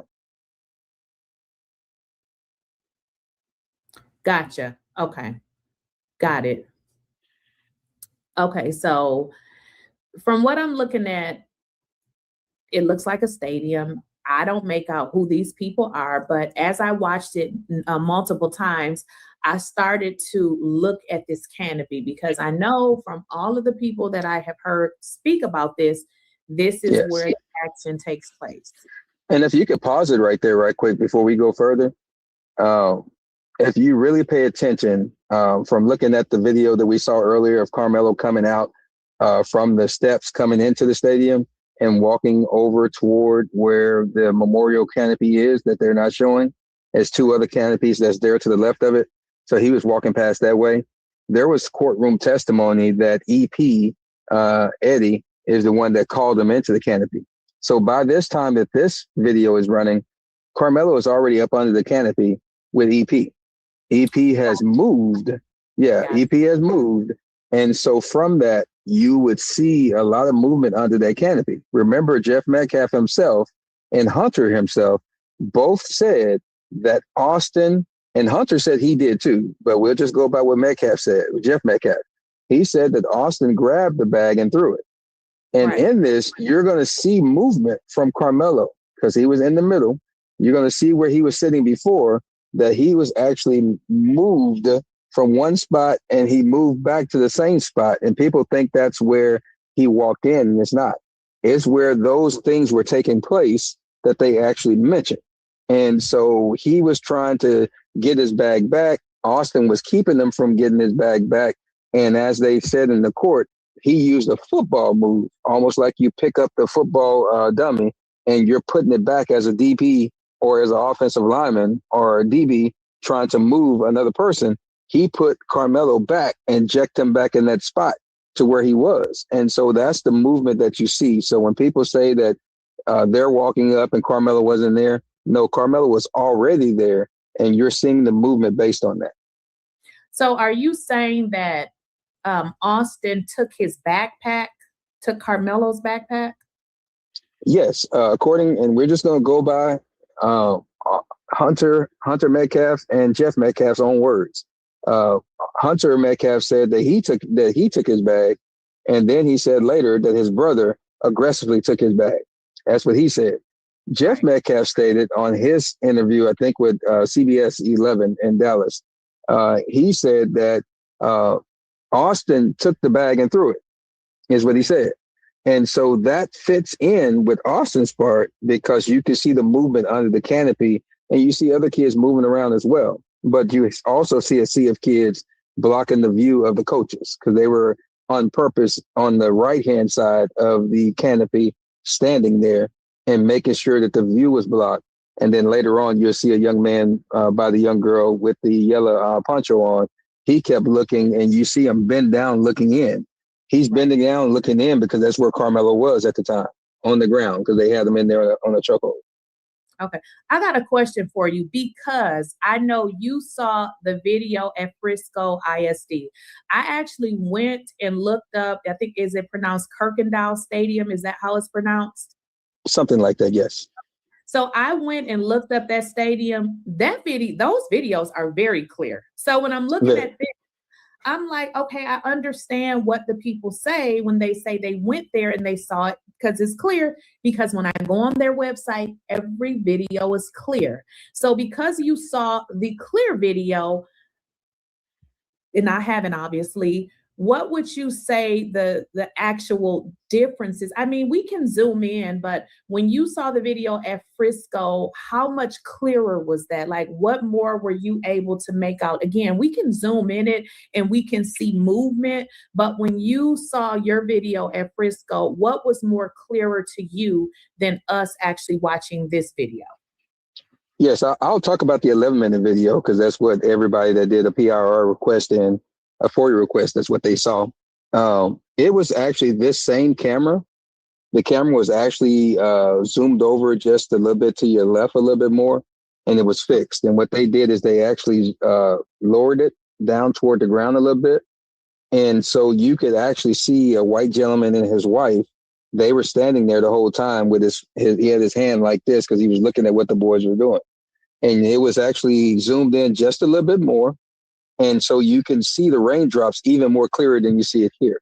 You can actually see a bird fly by as well, which you see birds flying by here as well, but you see it more clearly because one, depending on the device that you're looking at it from, which this device they're showing it from is actually the same monitor that Tiffany Billions actually recorded her part, that the 2-minute video that I put out about her having. That's the part that she recorded from the same monitor. So we're looking at this feed from that clarity, basically. And so, but the clarity that they showed us was from a 55-inch HD TV on the wall. And so the clarity is a little bit clearer. And it's always about the device that you show it on and that you record it from. And so this one is clearer than what other people saw, but it's not as clear as the original footage and also that of the 11-minute video. So what we would see different there is that up under the canopy, y'all, he breaks it. This is when you could tell a person is being truthful. Notice how descriptive he is in explaining everything. He knows all the ins and outs. Like I said, he is actually from that area and they've been advocating in front and behind the scenes and gathering receipts. He got so much stuff, hence why they tried to silence him early on when he first spoke out and gave his account of what he witnessed on the Frisco ISD video. When I tell y'all he finna drop some tea, baby, he finna drop some tea. I love you more, Miss Debbie, my girl. Shout out to everybody coming in. We got 208 in the building. Please hit the like button and you can also support the super chat goal if you would like. You want to bless your girl. All right, y'all, let's keep going. Was a little bit more darker because they did tilt it down trying to keep the identities of the other kids away from people at the time, which I understand and I agree with that moment at the time. Right now, it's not that anymore.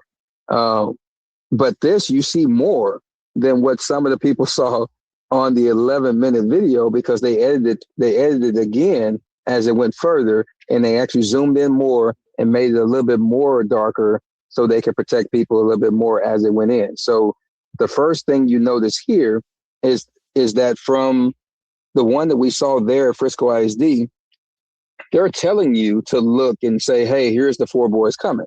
So as these guys are coming, she's telling you that these are them. So don't pay attention to the other stuff on the screen, because you're going to miss what happens, because it happens so quick. So when they walk in, everything is meshed together on that screen. So you're looking at the movement and paying attention to the movement, but you can see that a few of them never sits down. You see the one, which was Austin, that made his way. He turned around, put his foot up. He did all kind of things. But as soon as he walked in, you see him bend over. His bending over was directly toward Carmelo. And that was actually said in court. You also see one of the other kids on the left actually moving in and going in and out toward Carmelo. That was actually said in court as well. And it's actually on the video. And so all these things are true. People will say it's 3 of them that went there, but it was a 4th on the left. And we kept saying that young person kept going up and down. And so the only difference of this video and the PIR video that most people saw, because some of us saw a little bit different stuff in the beginning, but from the ones that saw that 11-minute video, this right here is just a little bit less clearer than that video, but it shows exactly what happened to a T of what we've been explaining for a year and 2 months, 3 months, 4 months, however long it's been. Gotcha. Okay, so what I'm hearing, it was just another camera which had a better angle, is pretty much what I'm hearing. No, ma'am, it's the same camera, because this is the camera at the 40-yard line. If you look right, actually, this may be the 50-yard line camera, because they have a 50-yard line camera that moves with motion. Okay. And so this may be that one, but I think it's the 40-yard line camera that would be on the north or on the right side of the home side. And that's the one that they showed us the footage from at Frisco ISD. So it would be the same camera footage. They just edited it for the purposes of the prosecution. So they're showing you everything and moving it, because you can move all these cameras. Everything is you can pan it, I think, up to 45 degrees or something like that. Either way, all these camera angles. And so they all are movable. So my question though, even with looking at it, like the first time I saw it, I looked at it multiple times and then I zoomed in.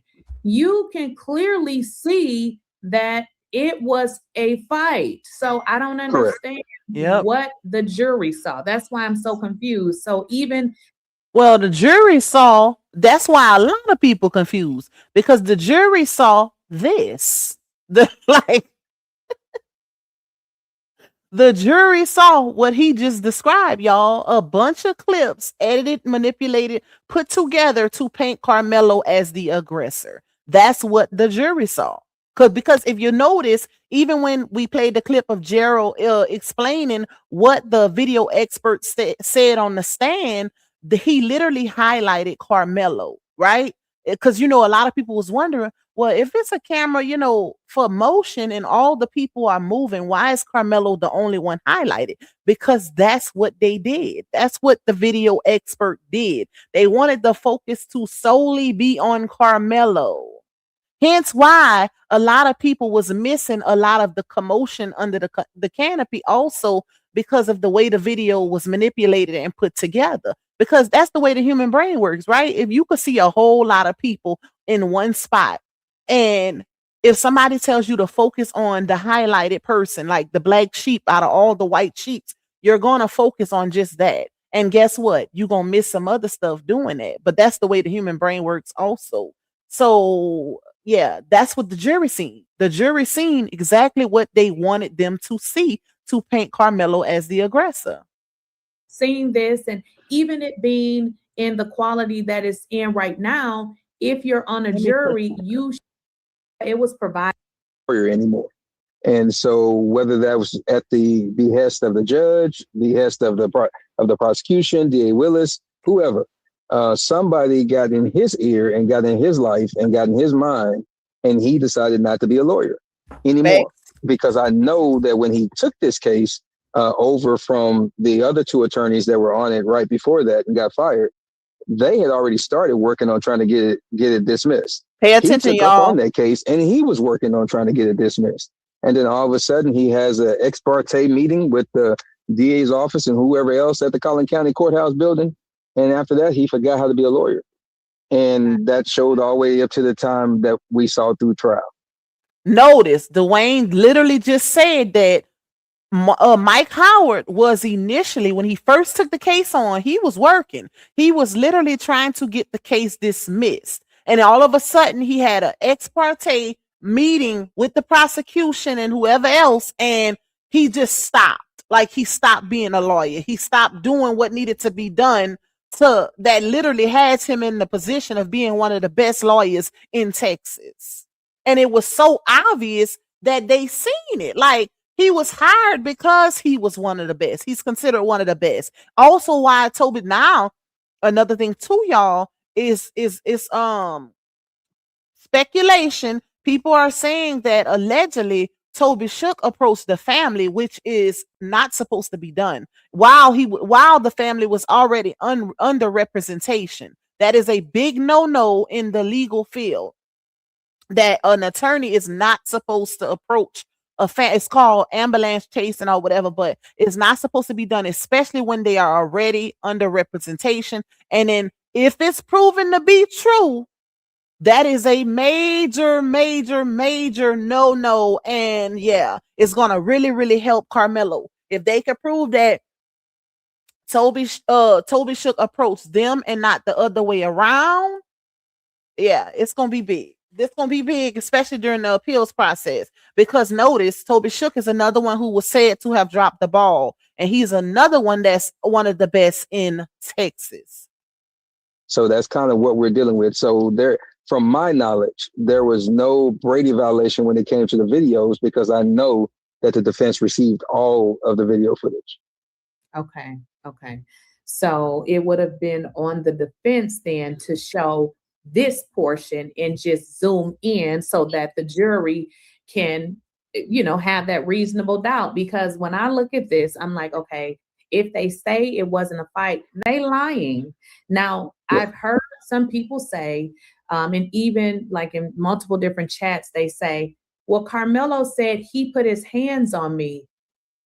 I didn't take that as him saying that it wasn't other people, because I feel like when you're in a situation, especially when adrenaline is running, you may say he, but it was they. So I didn't take that as an indicator that it was one person opposed to multiple people. What do you think about that video where Carmelo says he put his hands on me opposed to they? Y'all, pay attention right here, because a lot of people are speculating based off of that statement in the body cam footage, right? A lot of people saying, oh, well, he admitted to it was just him and Austin. Dwayne is finna break it down. See, what a lot of people don't know is when Carmelo ran to, the part on the footage when Carmelo is seeing running for dear life, he is going to his coach. Dwayne finna break that down and give all of the context surrounding why Carmelo made that statement. They don't want you to know this. I think people have to understand that context always matters.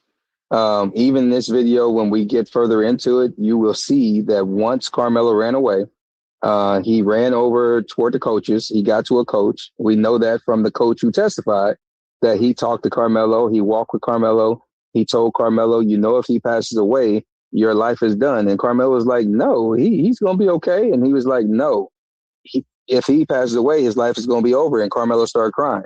If you watch this video, as we go further, you're going to see that said coach. And that coach actually walked him over toward where Austin was laying on the ground. They had that long conversation. So now Carmelo knows that when he ran away, he didn't know what happened. But when he is walked back over there and the coach is going back and forth, now he know that it's he, Austin, because the coach is telling him it's he, Austin. So when the officers get there and they're saying I have the alleged suspect, the first response Carmelo is saying that, hey, no, I'm not alleged. I did it because the coach just told me he did it. And then once they go further, now he's crying and saying, hey, he should have put his hands on me because the coach told him that this young man might lose his life because he did put his hands on him. So the context is that he was informed by said coach that it's now not they, it's he that might lose his life. So that's all Carmelo was thinking about. He's not thinking about nothing else. So when he made that statement, it was he. Dwayne, I think your signal went out a little bit. Oh, okay. Can you hear me? Yeah, I can hear you now. Okay, that makes sense, because I'm like, listen, in a situation where, you know, you're in a fight, you ain't finna say everything the way that you would say it if you're not in the fight. So I'm glad you said that. So it wasn't that he denied that he wasn't jumped, because I mean, we can see that it was not a one person thing. You can see, even by this not being as clear, that there are people standing up. Remember, the people who saw the video they've all stated, and I'm going to play some of these witnesses' account. They said that they all surrounded him. So when I'm looking at this, I'm like, okay, this is what I'm seeing, because I have heard other people say the video that they saw, they surrounded him. So that would make sense.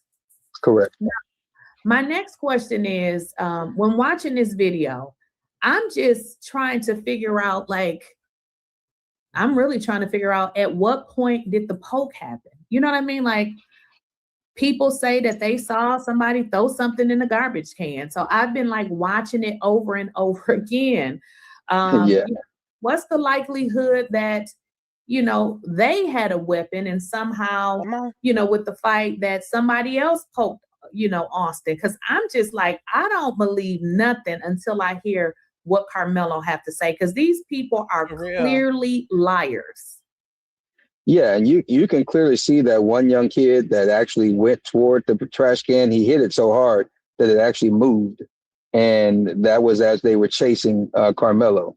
And so it's a moment to where, from the evidence and even from the photo of the wound, because that also got released. I'm out of town, so I haven't been able to get to the courthouse myself. Y'all pay attention to what he finna say right here. And go get my information from my PIR request. But looking at what everybody has shown, the wound looks more like a slash, and he's open by that slash. And so then looking at the actual tool that he used, I know this is YouTube, so I don't want to show it to you, but I have an actual replica almost of that same type of tool, because it has the window crasher thing that I carry with me from a vehicle. So if I ever get into an accident, my windows don't work, I can break it. It also has the little thing where you can cut the seatbelt if your seatbelt is locked. And that's exactly what that tool was. Now, we knew also that Hunter carried one every day. There you go. We have photos of it being in his pocket every day. His father said that he had just bought Austin and him one because they had took out their first wild hog in hunting the week or two prior to this. And so this is Texas we're talking about. Right. Mostly everybody carries a tool on them. So it's just what that is. And so there was never any evidence proffered that, one, it was Carmelo's, two, that there was no DNA or anything on it or blood that belongs to Carmelo on it. Also, they didn't even show the jury the actual evidence. The person said that they didn't want to wear gloves, so they brought a replica. That was the first time in history in court I ever seen them not bring the actual weapon. Make it make sense, y'all. And I literally stated that this was a high profile murder case.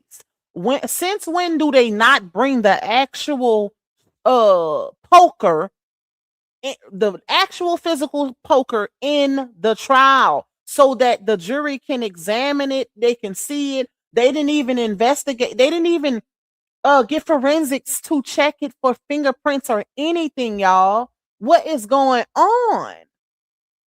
And that's why I say it's the smallest things that even people who ain't attorneys like myself, if we calling this out, that's how y'all know the defense intentionally dropped the ball. Ineffective counsel intentionally. It's something child.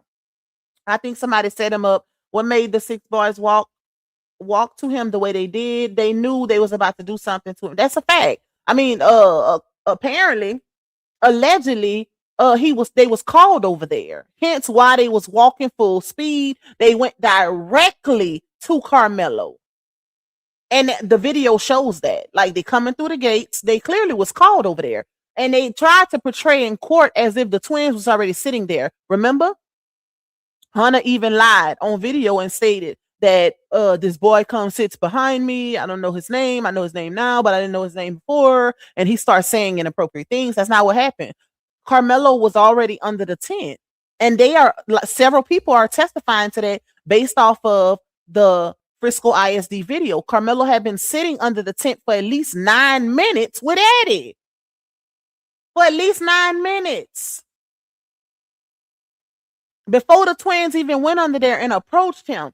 At what point was the twins sitting down? Because we don't even see that. We see from the video they put out that the twins came through the gate and they went directly to Carmelo to confront him. So at what point was they sitting down? And then Carmelo just started bothering them. Where is that at in the video? Because if we're going off of the video they put out, where is that at? And then that was a red. Cut you off, but that was a red flag to me because I'm like, yes, where in history someone passed away and they don't even bring the weapon? So it made me. I started to think, who else had their hands on that weapon to the point that they didn't want to bring it in court? I'm thinking that there were other fingerprints on it, because now that I see the level of the cover up that these people will go through, I don't believe, unless he says that, that he had it for whatever reason, he has it. But when I look at the pictures of Hunter and Austin, I see them going fishing and things like that. So it makes more sense that they had it. So I think that they had it and he somehow got it away from them or flipped it on them. And that could be the reason why everybody is so angry, because I just don't believe that he had it. I just don't. Yeah, my thought on it, and this is my thought, and I'll say allegedly, and before I say it, from what I know and what I've seen, I believe that Hunter had it. And I know that just from the way that they dealt with this whole entire case. Everything is about blaming Austin. Put all the blame on Austin, because he's not here. But Hunter is the one that, by his own admission on WFAA Channel 8 News, on the same day that this happened, April 2nd, hours after they're going to see your brother at the hospital, he stated that he was the one that started this issue and situation, and that his brother always had his back, whether he was right or wrong. And so I believe that Hunter took it out. Hunter's fingerprints are on it. His DNA is on it. And I think that's probably how Carmelo got the finger prick on his finger, where the little blood is shown, where the cop said he noticed it later. I think is where he got it from, because he was trying to get away from them actually slicing him. And I think that Hunter put it in a position to where Austin fell on it, because everybody was rushing Carmelo at the same time Austin was aggressing up on him and put him in the headlock. And so this is what I feel from what I know from the evidence. And then also from them not, because Hunter was not there at the trial at all. His daddy kept him at home. And even when the defense was asking for him to be produced, they took a recess and did all other kind of stuff, and he never showed up. But then once he was convicted and the sentencing phase came and they had to do the victim impact statements, he was brought there by his friends in the car. We saw him pull up, saw him get out, saw him go in the courtroom. But you were not present at any other time until after the fact. And then you had the nerves to be on the stand telling Carmelo to look at me, boy, look at me, look at me. What? And it's because you know that what you did. And when they left, someone shouted out to him that you're the reason why your brother is not here no more. And you could have seen the look on his face. He put his head down and he got in the back of that car because the guilt is on him. And the same thing with his dad when he was doing that interview, and the guy said, "Hey, here's Hunter. You have anything to say to Hunter?" That man looked like he could take that man out. And he said, "No, I don't have nothing to say." And he just stared at him. And you can hear the alarm of the truck open the doors. You can hear the doors shut. And Jeff stopped the whole interview and just looked at him and stared at him. And if looks could kill, Hunter wouldn't be here right now. And so people, Right. Y'all, did y'all just hear that? Did y'all just hear that, baby? Like, I agree with Dwayne. The way he put it would have been my sentiments exactly. Based on what we're seeing, everything that's being uncovered right now, I honestly agree with how he stated it could have possibly happened. I agree. Like, even now, seeing that one of those boys ran from under that damn tent and hurry up and threw something in the trash and then ran back to the canopy as Carmelo was trying to escape. What was that? But they didn't investigate that. They didn't, it's clear and obvious. Everybody's seen it. Like, I just played it over and over. So it makes sense what Dwayne's stating. Like, it could have, because we see them rushing Carmelo under their tent, like they surrounded him. He was sitting down the entire time, and he had all these big ass boys all around him. So that do kind of make sense, y'all. And even with Carmelo having a little gash on his finger, how did his finger get cut? And the blade wasn't even open all the way. How it was presented in the picture, in the evidence picture, is how it was. It wasn't but they presented it in court as if it was all the way open, and that's not true. Like, this is crazy. This is crazy. But shout out to Dwayne for breaking it down. Like, even down to him knowing that, because he was at trial the entire time, whether he was inside or outside, he's seen a lot of stuff. Even down to, he said, whenever Hunter, the defense was telling them to present Hunter, but they didn't even let Hunter show up to court until it was time to give the victim statements. And the victim statements is done right before sentencing, y'all. Right before sentencing. That's when Hunter showed up to give a victim statement and was on the stand telling Carmelo, look at me, boy. Look at me. Look at me, boy. As if he ain't the reason why his brother gone. Like, oh, child. And I wish people stop saying that the Anthonys didn't show up for their son for sentencing and stuff. People that were in court literally stated that Judge Cockroach had a very stern policy on no emotional outbursts in his courtroom, no crying, no none of that. And I think, child, I wouldn't be surprised if it was only for that trial. Just for that reason, knowing, like, come on now, are you that insensitive? If somebody is losing their child and their child just get sentenced to 35 years and they know it's some crooked ass shat that just happened, what parent ain't gonna cry or be hysterical? Make it make sense. So I think that stipulation was intentionally put there, and it was said that Judge Roach allegedly made security remove the mom because she was crying. She was crying. Her son was just sentenced to all that damn time. I mean, her son was just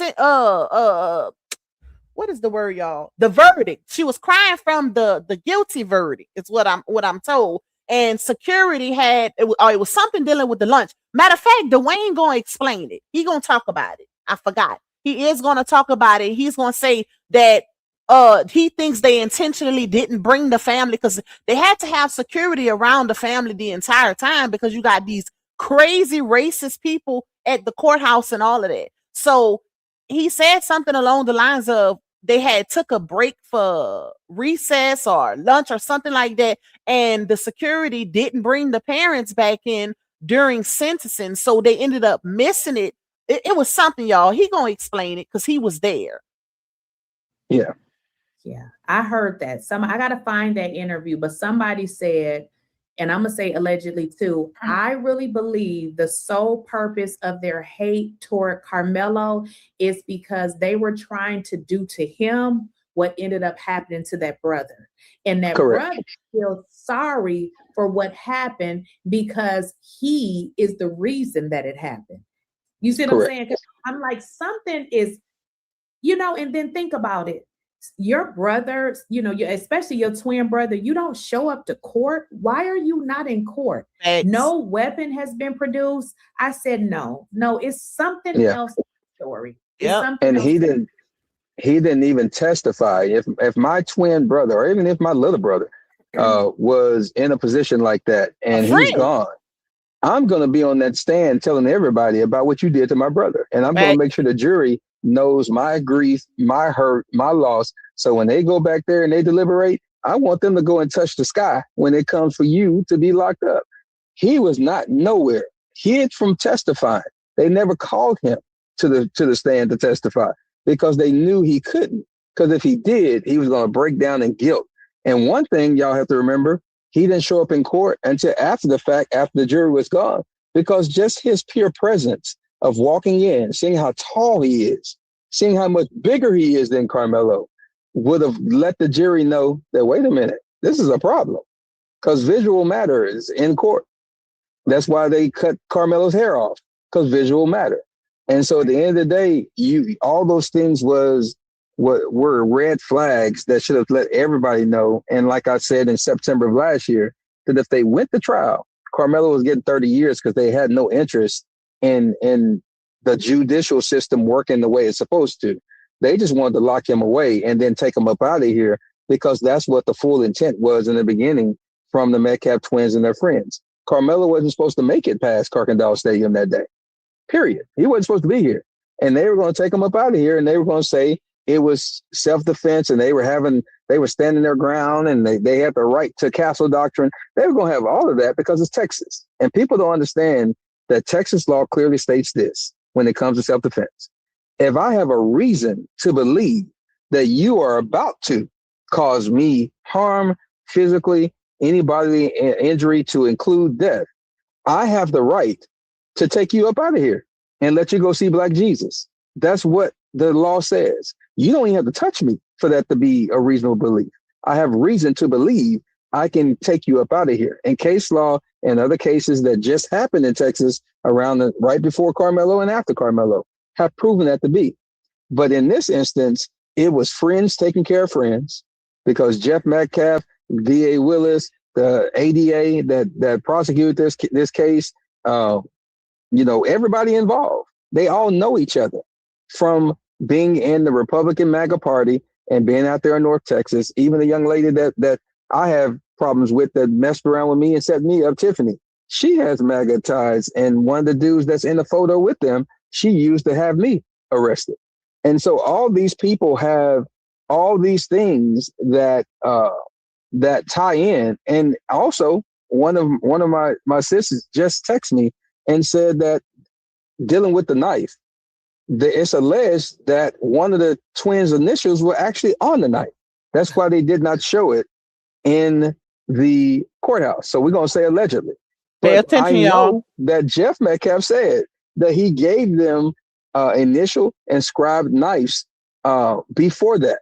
And so we know that theirs have initials. That's why they didn't bring the knife. And that's why you only see it from one side. So you won't see the initials.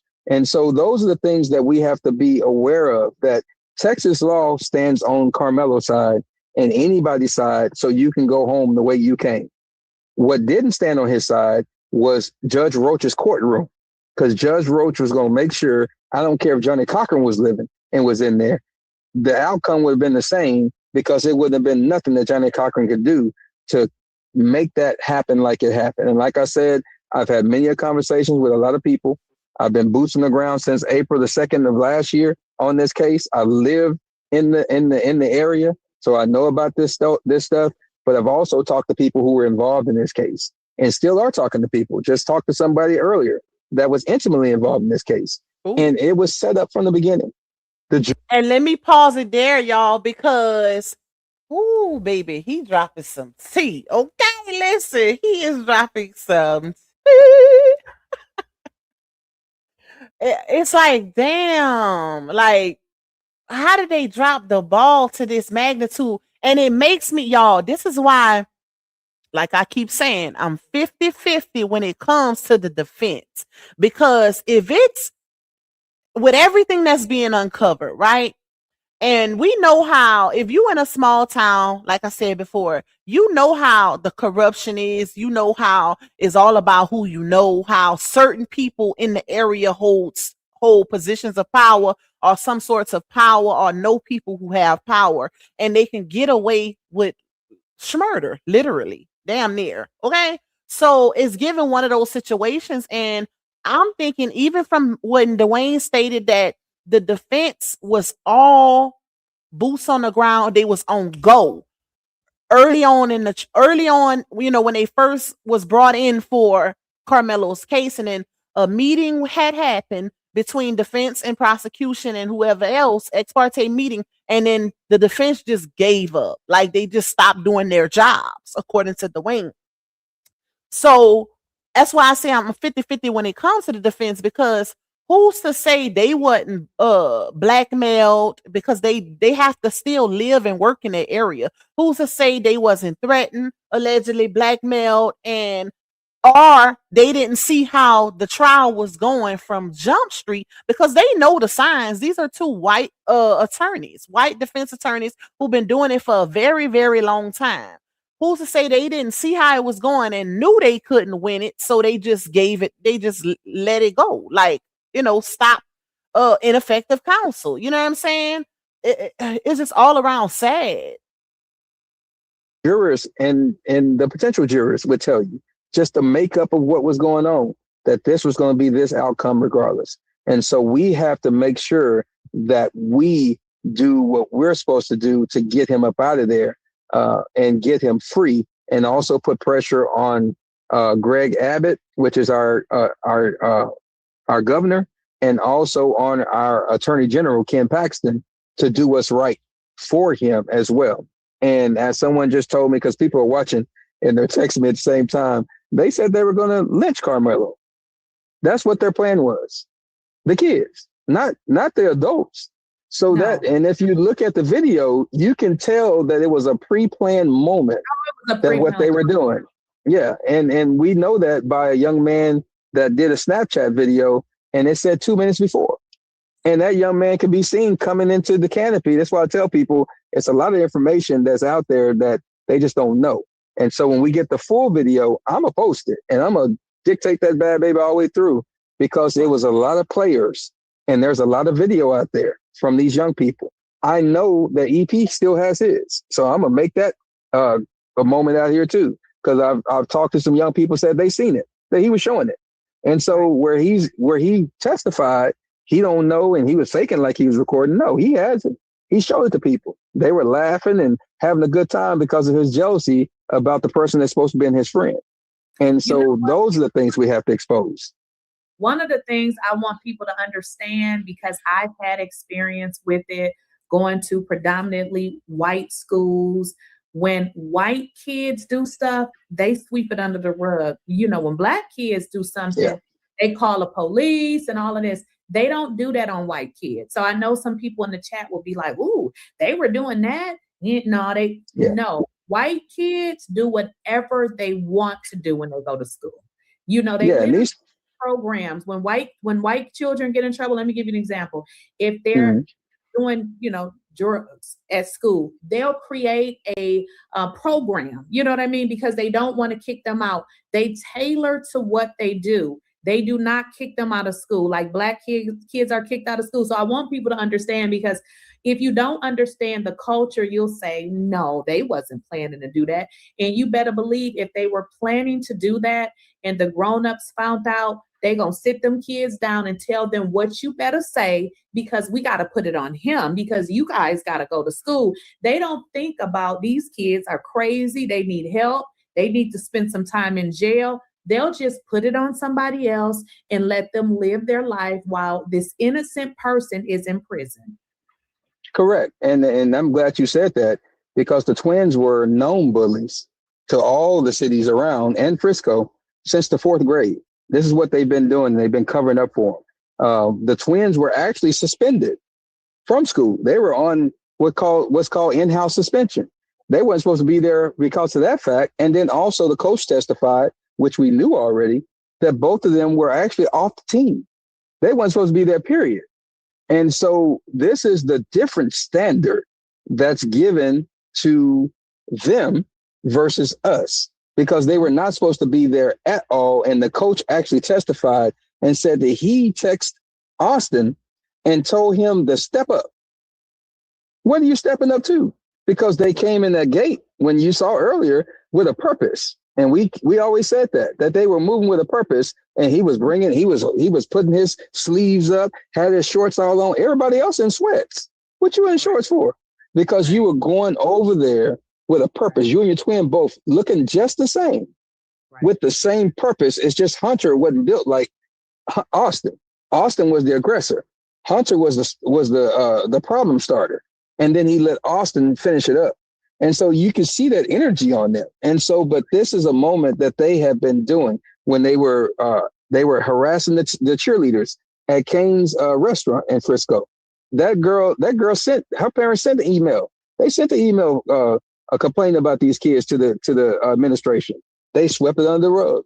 Everything these twins have ever done has been swept under the rug. And that's the reason why Austin is not here today, because of his parents, because of the Frisco ISD, because that's the only ISD they've been in, have always swept them and their conduct under the rug. And they allowed them to get away with everything because Jeff Metcalf is their friend. He's known to them. And so since he's known to them, they give him that courtesy where they did not give it to Carmelo. They didn't give it to a young man called his name is Tristan Weekly, where he was at the middle school and a lady went in there trying to abduct him. They had it on camera. His mama actually tried her best to work this thing out, and them people railroaded her around, changed the video, and railroaded us trying to get the information. So this is a Frisco problem, a Frisco ISD problem, a Frisco PD problem. When the detective was working on it, they reassigned him, and they told him that it's above his pay grade. So sit down somewhere. So this is a systematic moment that we're dealing with, because when they know they're protecting their own, because this person knew who that young man was. She called his name. This is his second day in middle school coming from 6th grade. It's his first day in 7th grade. Who knows him at the school already? And you know this young man's name. You call him, you drug him, and they found this young man miles away at somebody's doorstep that's on a Ring camera calling the popo because he's there. And the only thing they tell his mama is that what underwear he's wearing. And she's like, what? So this is a symptom, and this ties back into this case because they did the same thing to her, and people like myself that was trying to get information the same way they did it here, hiding it through Ken Paxton and all that. We just kind of outsmarted them on her part because she was listening, where the family didn't listen to what we were trying to tell them on this side. And so we're still trying to get justice both ways. But this is a moment to where it explains what they are allowing their people to do, because we know they know who this lady is because they told us they did without telling us. And the same thing here. They knew exactly what the twins had done. They knew all of this. Megan and Jeff knew it because they were already there. And Jeff tell you real quick, how you know? Were you there? And so it's like, well, Jeff, we know you were there because you keep speaking in first person. You don't speak as to what your sons and everybody told you. You keep telling us as a matter of fact that this happened. You saw your son, 5 people had to hold him back. How you know? You wasn't there. And so we have to know that this was something that the fight was fixed from the beginning. Right. We knew that when they charged them with murder, when Austin was still living. We knew that. And so this is a moment to where we as a people have to understand this, and we have to work to protect ourselves. Y'all, ain't he breaking it down? Look at how descriptive. This is crazy. He got a good memory too. Oh, my bad. Hold on, y'all. Drop my earphones. Even as far as breaking down how the dad is, and how the dad, when he speaks on the situation, how he speaks so matter of factish, like as if he was there in first person, because remember, they were stating that the dad wasn't there, or the mom, but it was also stated that on the radio, on the police radio, they was looking for a specific person or persons that was harassing one of the girls from Emerson's school. And allegedly it was said to be the twins, that the twins was messing with some girl. She was there alone representing her school, Emerson, and the police was already looking for them. And according to Dwayne, the twins' parents was already there speaking with the people in reference to that situation. So according to Dwayne, the parents lied and said that they wasn't there or they had to get there, or and even what validates it is the fact that the mom made it to the hospital before the ambulance. And he was like, how, if she said she was at work and she works in whatever the area is, Plano or something like that, it's impossible with the traffic at that time to make it to the hospital within 30 minutes, right? It's literally impossible with that type of traffic. So it makes sense to say that she was already in that area. This is crazy, y'all. It's a lot that they are literally trying to hide. Don't mean we're not going to get locked up. Don't mean we're not going to have to deal with this thing from the moment like Carmelo. But when we have people that are trying to help, please, people, listen. And that's something that Drew Anthony said in his interview. He was like, I wish I would have went rogue and listened to those people that they were telling me not to talk to. I was one of those people. And I was trying to tell him from September of last year, get rid of these folks. Let us file your motions and get this case dismissed. We'll get an attorney to go and argue it per hour. But let's get this done so he won't ever get to the courtroom. And we wouldn't all be here today talking about what we're talking about. And so that is the telltale that we need to take from here. Help this family, get what they need. Let's keep Carmelo protected and help him get home like soon. And let's correct the way the system works for us. And that's what we have to do. Correct the way it works for us. So then we can then benefit from what the law says. Now, have you heard, Dwayne, as it relates to the autopsy? Because people have been telling me that they won't release that and that it is also sealed. So all of these are questions because I have did commentary on people that have passed away. I have got the autopsy. I put it on the screen. For you to seal an autopsy, there is too many things associated with this case that lets me know that this kid was set up. Correct. I put in a PRI or PIR or a FOIA request for the autopsy in the beginning. It wasn't ready yet, so we were waiting on it. Once it became ready, of course, I petitioned them like, "Hey, we know it's ready." All of a sudden, we get a leak from the ME's office of what it would contain. And usually, when they leak, they'll switch up some numbers or something on a birth date or something. But they're giving you pretty much the information that's in it. And it showed that Austin had allegedly drugs in his system.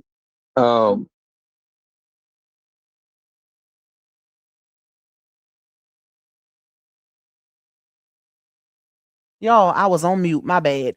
Who got it, my dream star? How ironic. The same time I pin your comment, Dwayne is literally saying that it was allegedly stated that he had drugs in his system. And then I pin your comment and you saying, hey, Pac, the autopsy has dropped and the primary cause of DATH was drug overdose.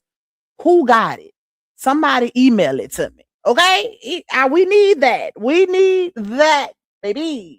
If you know who showed it, who got it, somebody send it to me ASAP. And thank you, Toya. Thank you for that love. You say, I got to run, Lupac, but one for the road. Love you much. I love you more. Be safe. Be careful wherever you headed.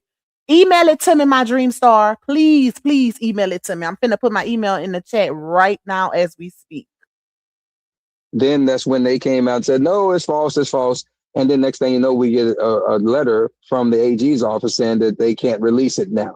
And so we're waiting on all of that. I've already put my information into the AG's office, letting them know this case has been adjudicated.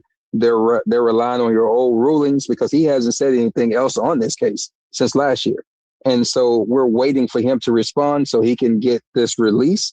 I know that he knows because that's how we got this courtroom stuff done, because I don't think they wanted to release that either. And so, but they had to. And so we'll get it. But one thing I can say is that we have talked to students who know both parties and who were there. And they said that they saw with their own eyes Austin popping pills that morning. And I'm going to say allegedly, but I know I talked to those people. I know we talked to those people. We have that information. Y'all and heard so since that information is there, we know from several, not just that person, but several students in the community that says he is a known person taking that moment. And it fits based on what we know medically happened that day. because there's no way a And you know what?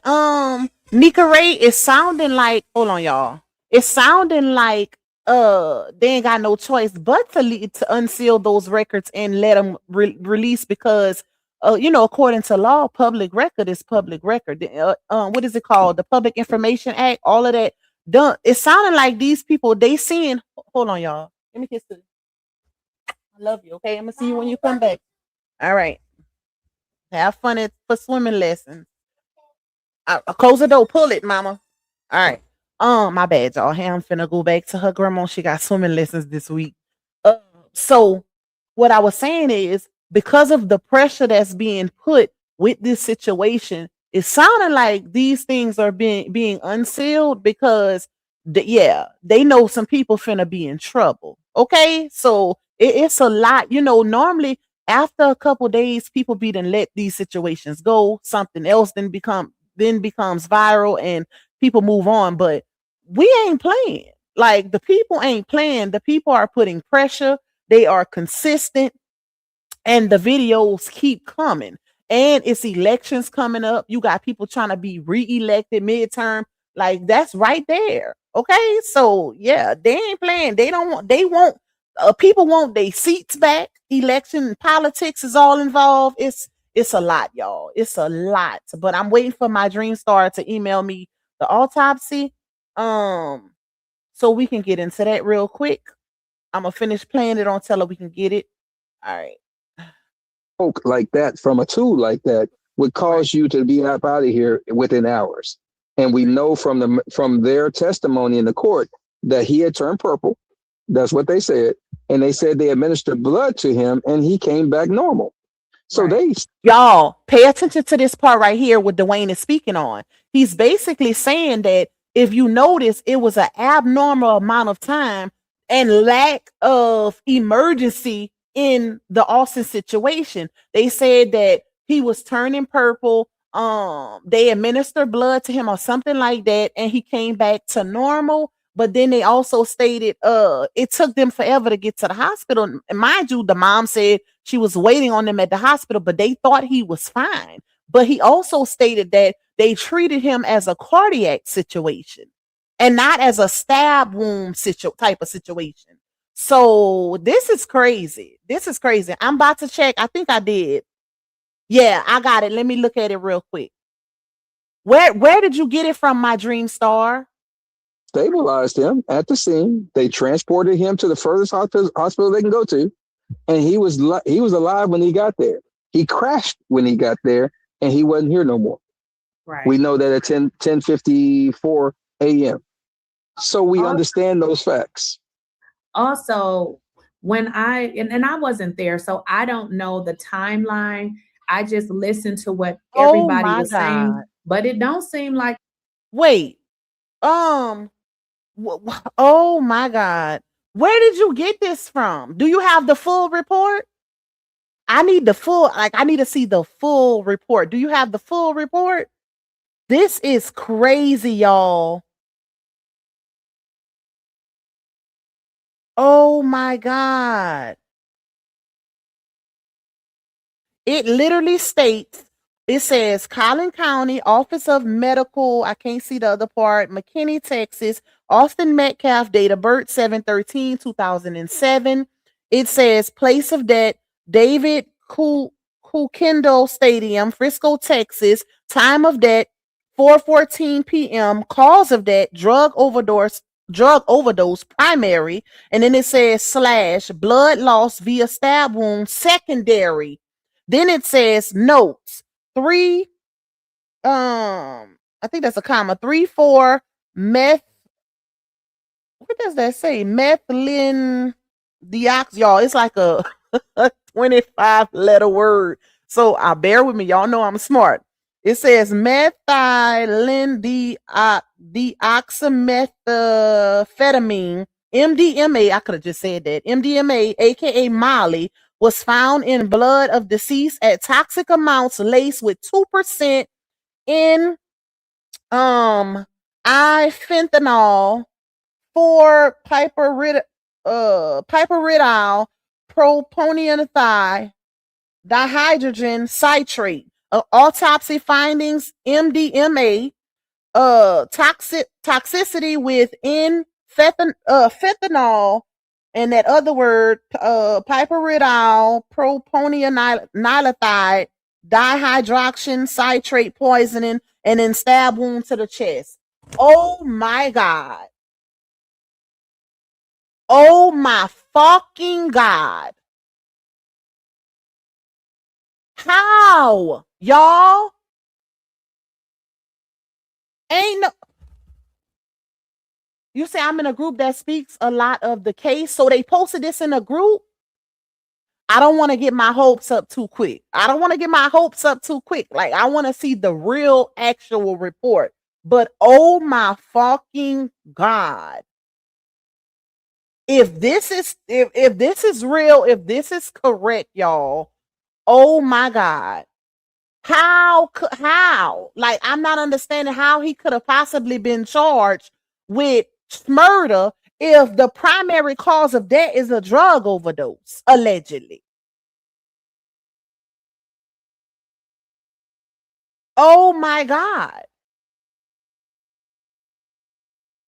Yes, he did. Charleston White did say that. Charleston said it. Y'all just heard Dwayne say it. Dwayne literally just stated, y'all, and this was before Dreamstar put this in the comments. Dwayne just stated that they spoke with multiple kids from the school that said they seen Austin allegedly.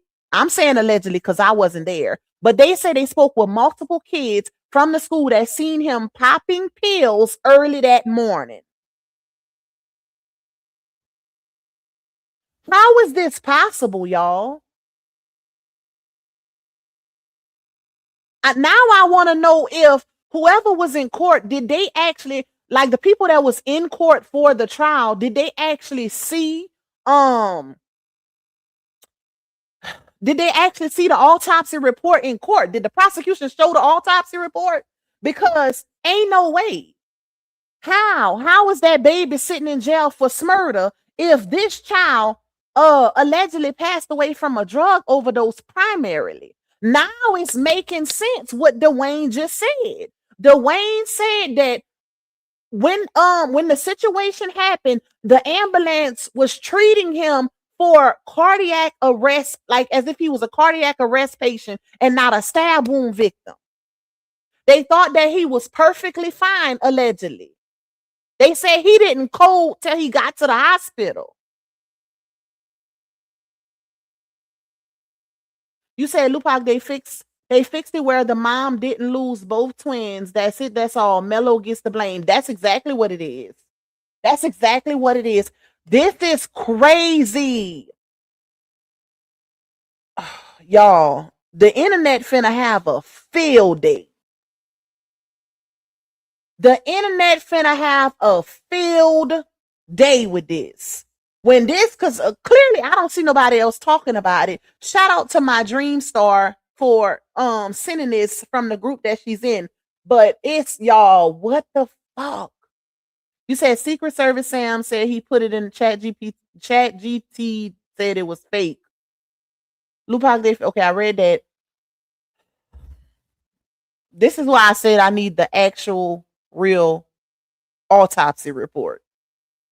Y'all done got my y'all done got me all what let me first of all, that ain't even verifiable, okay? Because ChatGPT get it wrong too. So I can't just go off of Secret Service Sam saying that. But I need the actual factual autopsy report, y'all. If anybody got it, give it to me before I get a little too excited.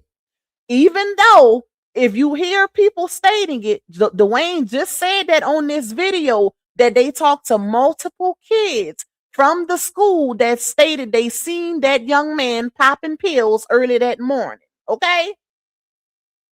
And that been floating around all through this situation also that he was on sub. I don't know how true that is. We're going to say allegedly because we wasn't there to actually witness it. But this is crazy. You said that's why they moving so fast with the trial. The autopsy is saying that the time of death was at 4 p.m. Oh my God. Where's my dream star? 33 minutes to help Pop clear out the gold. Thank you, Terry. I'm finna get off in a few, so it don't matter. But thank you, my love. Thank you for pushing it. Wait, where's that comment? You replying, you said, my dudes, that's what Lupac just read. The poker was open but not locked. Yeah. So this what I have here, and good thing I didn't put it on the screen, y'all, because like I said, I want to see the actual in full autopsy report before we jump too much into conclusion. I'm still in shock looking at this, but I want to see the actual real in full autopsy report because it's a lot of fake things floating around. So I ain't gonna just slice it down as it not is not potentially fake, okay? Because it's a lot of things floating around. But oh my God, bro. This is crazy. This is correct. It say on here time of death 4:14 p.m. So wow. Well, that can't. Well, you know what? Now that I think about it, that can't be right because if he passed away that night at the hospital, he passed away that night. So it can't be right. 4:14 don't make sense. So this probably is fake, y'all. This probably is fake. We just gonna have to wait. I need to see the actual in full autopsy report, not just a screenshot of something. I need to see it actual factual from the autopsy website. Watch yourself, Lupac. That could be a troll to damage you. That was my dream star. I don't know. I don't see her if she's still in the chat. She said it came from a group that speaks on the case, but that's why I said I need to see the real in full autopsy report. Good thing I didn't put it on the screen. But oh God, y'all done got me all worked up, child. If y'all send me anything, make sure it is in full because I already don't trust, screenshots that are kind of cut off. So please, if you send me something, make sure it's in full. That is more verifiable that way also. Okay, y'all? So make sure it's in full. That way I can see the full picture.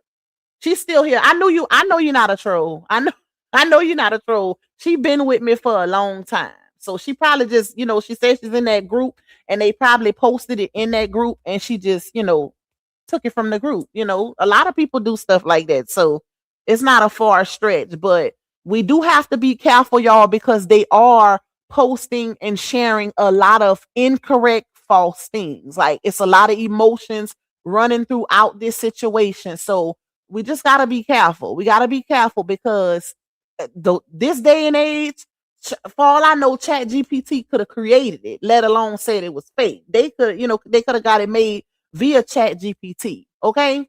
But that's why another thing too, when I didn't see anybody else saying nothing about it, I was like, hold on. Why nobody else talking about this? So yeah, we'll know when the real autopsy report comes out. We're gonna know if they even release it though, because it should have been unsealed at this point.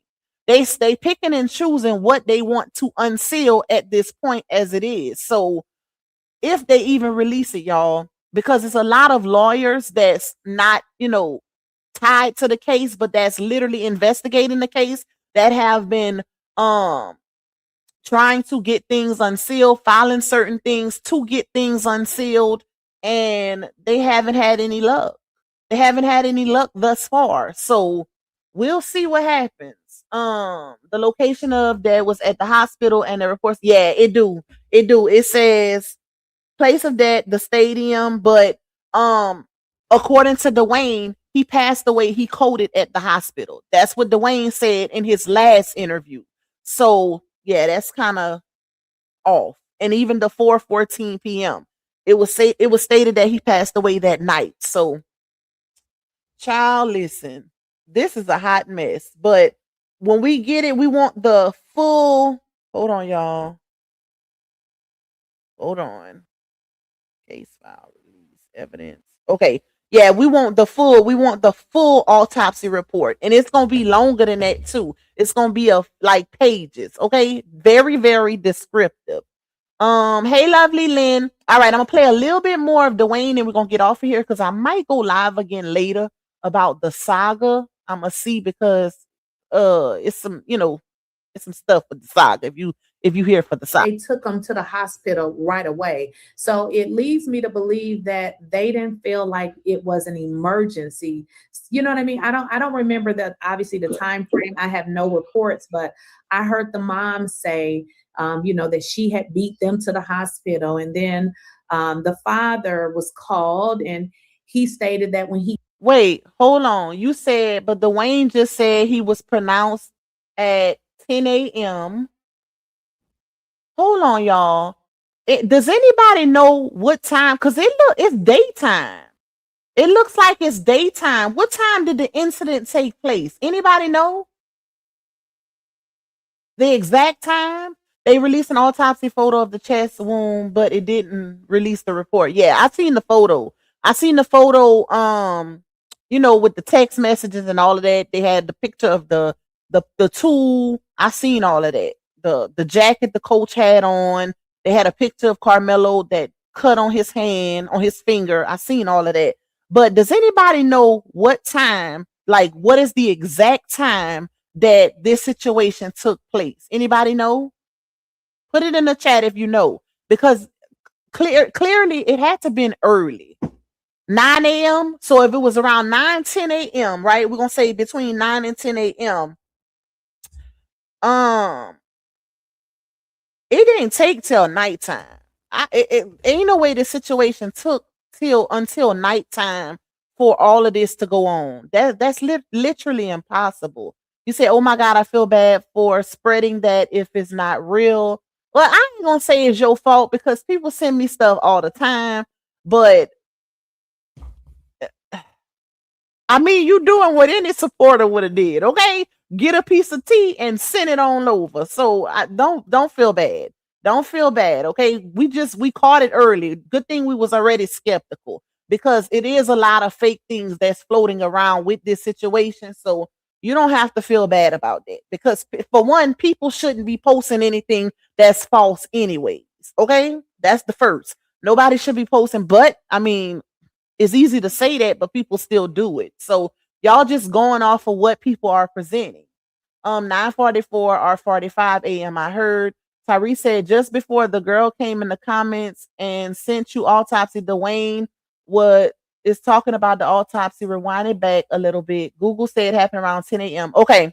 The reason why I asked that is because on this thing it says that the time of death was 4:14 p.m. Okay, so I don't know.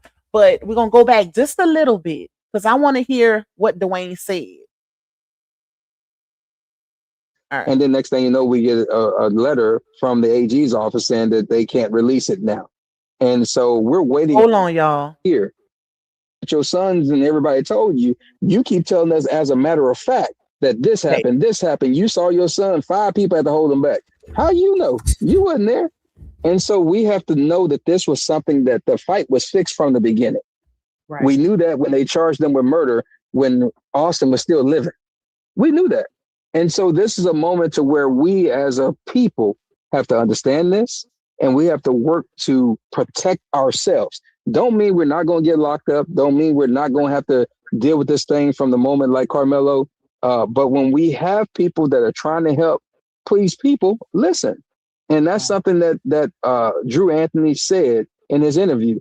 He was like, I wish I would have went rogue and listened to those people that they were telling me not to talk to. I was one of those people.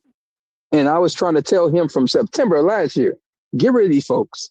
Let us file your motions and get this case dismissed. We'll get an attorney to go and argue it per hour. But let's get this done so he won't ever get to the courtroom. And we wouldn't all be here today talking about what we're talking about. I agree, Nika Ray. Now, it might be fake, but it might also be some truth to it. But let me tell y'all why. And that's what I was just thinking about. Dwayne, the one that's talking right here, he said that, and this was not on this interview, but the other one he did. He said that he put in, along with some other people that's working behind the scenes, they actually put in a request for the autopsy early on, like right after the trial. And they was waiting, and he said that the autopsy place, they sent them some type of link, right, with some paperwork, and it stated as if it was D-Rugs in the system, allegedly, according to Dwayne. And then they sent them something else as if it was a mistake. Like, making it seem as if it was a mistake or that was the wrong information. But it came directly from the autopsy place, from where they requested it. So I say that to say this one, that whoever posted this, it may be fake, but it might be some truth to it still. We're just going to have to wait and see if they actually release it. Now, if they never release that autopsy report, even though they are supposed to, then we know something is up. We know something is up, because why are y'all withholding that? Why did they only release the picture of his chest? Why not release the autopsy report? If he passed away from a poke wound to the heart, then why isn't it being, if it's that simple, why not release it? Why not release it? They released the picture. So it might be some truth to it, y'all. It might not be 100% factual, but it's too many people saying the same thing, that D-Rugs was involved. Too many people saying that. All right, let's go a little bit, because I want to hear when he starts talking about it. And so that is the telltale that we need to take from here. Let me pass it over to it. Or a FOIA request for the autopsy in the beginning. Here you go, y'all. Commentary on people that have passed away. I have got the autopsy. He about to talk about it. Screen. The autopsy. For you to seal an autopsy, there is too many things associated with this case that lets me know that this kid was set up. Correct. I put in a PRI or PIR or a FOIA request for the autopsy in the beginning. It wasn't ready yet, so we were waiting on it. Once it became ready, of course, I petitioned them like, "Hey, we know it's ready." All of a sudden, we get a leak from the ME's office of what it would contain. And usually, when they leak, they'll switch up some numbers or something on a birth date or something. But they're giving you pretty much the information that's in it. And it showed that Austin had allegedly drugs in his system. Then that's when they came out and said, "No, it's false, it's false." And then next thing you know, we get a letter from the AG's office saying that they can't release it now. And so we're waiting on all of that. I've already put my information into the AG's office, letting them know this case has been adjudicated. They're relying on your old rulings, because he hasn't said anything else on this case since last year. And so we're waiting for him to respond so he can get this release. I know that he knows, because that's how we got this courtroom stuff done, because I don't think they wanted to release that either. And so, but they had to. And so we'll get it. But one thing I can say is that we have talked to students who know both parties and who were there. And they said that they saw with their own eyes Austin popping pills that morning. Let me pause there. Y'all heard what he said about the ME and the AG and all of that, and stating how they requested the autopsy early on, and then they never responded, and I guess they kept bothering them, kept hitting them to see what was going on, and they finally sent them, because they not supposed to withhold that information from the public. Okay, so they finally responded, and he said they responded with a leak, basically, but they switched some numbers around. And that, in my opinion, right there tells me that it's people that's trying to strong arm certain people to not put out this information, because I've literally seen this happen before. Okay, and it makes a lot of sense what Dwayne said by the ME them switching up a couple numbers, but they still wanted to get it, because it sounds like a person with a conscience, right? Knowing that medical report shows something jacked up, and then somebody's sitting in jail for it, but they wanted to put it out there. They wanted it to be seen, but then they double back and say, oh, this it's a mistake. It wasn't correct, but they intentionally did it that way so that somebody could see what was in that report. And he said, from what he's seen, it was some D-Rugs in his system, allegedly. We're going to see. He said they're going to eventually send it out. They're going to get it. Enough pressure is put, they're going to, because they're not supposed to be withholding it in the first place. Madu said, I don't trust them. If they do, they put my mom COD as C19, then we raise hell because she didn't have it. she had just been tested. Then then they changed it to a heart. Oh wow. Another example of the corruption, child. Another example. Let's let him finish real quick. And I'm gonna say allegedly, but I know I talked to those people. I know we talked to those people. We have that information, and so since that information is there, we know from several, not just that person, but several students in the community that says he is a known person taking that moment, and it fits based on what we know medically happened that day. Because there's no way a poke like that from a tool like that would cause you to be up out of here within hours. And we know from their testimony in the court that he had turned purple. That's what they said. And they said they administered blood to him and he came back normal. So they stabilized him at the scene. They transported him to the furthest hospital they can go to. And he was alive when he got there. He crashed when he got there and he wasn't here no more. Right. We know that at 10:54 a.m. So we understand those facts. Also, when and I wasn't there, so I don't know the timeline. I just listened to what everybody was saying, but it don't seem like they took them to the hospital right away. So it leads me to believe that they didn't feel like it was an emergency. You know what I mean? I don't remember obviously the time frame. I have no reports, but I heard the mom say, that she had beat them to the hospital. And then the father was called and he stated that when he got there, he was still there. So I'm wondering, like, why have they not taken this kid to the hospital? So it's leading me to believe that whatever this injury was, that they did not think it was a life-threatening injury. Y'all listen. Correct. They treated him like it was a cardiac issue. Because if it was something that you were bleeding out or something like that, they're going to rush you immediately to the closest place to get you stable. Then they'll get you to a trauma 1 to take care of you after that. But the way that they paused, stopped, and parked by the medical, because there's a medical wing that's right there to the right of this stadium, that's right there facing it. And then on the back of that is a training area. They had staff there. And so the ambulance pulled up to there. They were the first people working on him. So they stabilized him in the cardiac moment. And at that point, they were just basically addressing his wound or whatever they were doing. When they took him to Plano, Texas Health, they got there. He was transported there under a cardiac moment, not under blood loss, not under any of those things. And so once he got in there, he crashed because now all those extra substances that he had been taking, now his body is in some type of shock. Wow. And that's why he got up out of here. You heard y'all probably didn't hear it, but the medical examiner said that he could have died from multiple things. Multiple. And so that fits that moment. And let's address Megan and Jeff. Jeff Metcalf was called to the stadium by the middle school coach, not the track coaches, but the middle school coach. Y'all, pay attention to what he say.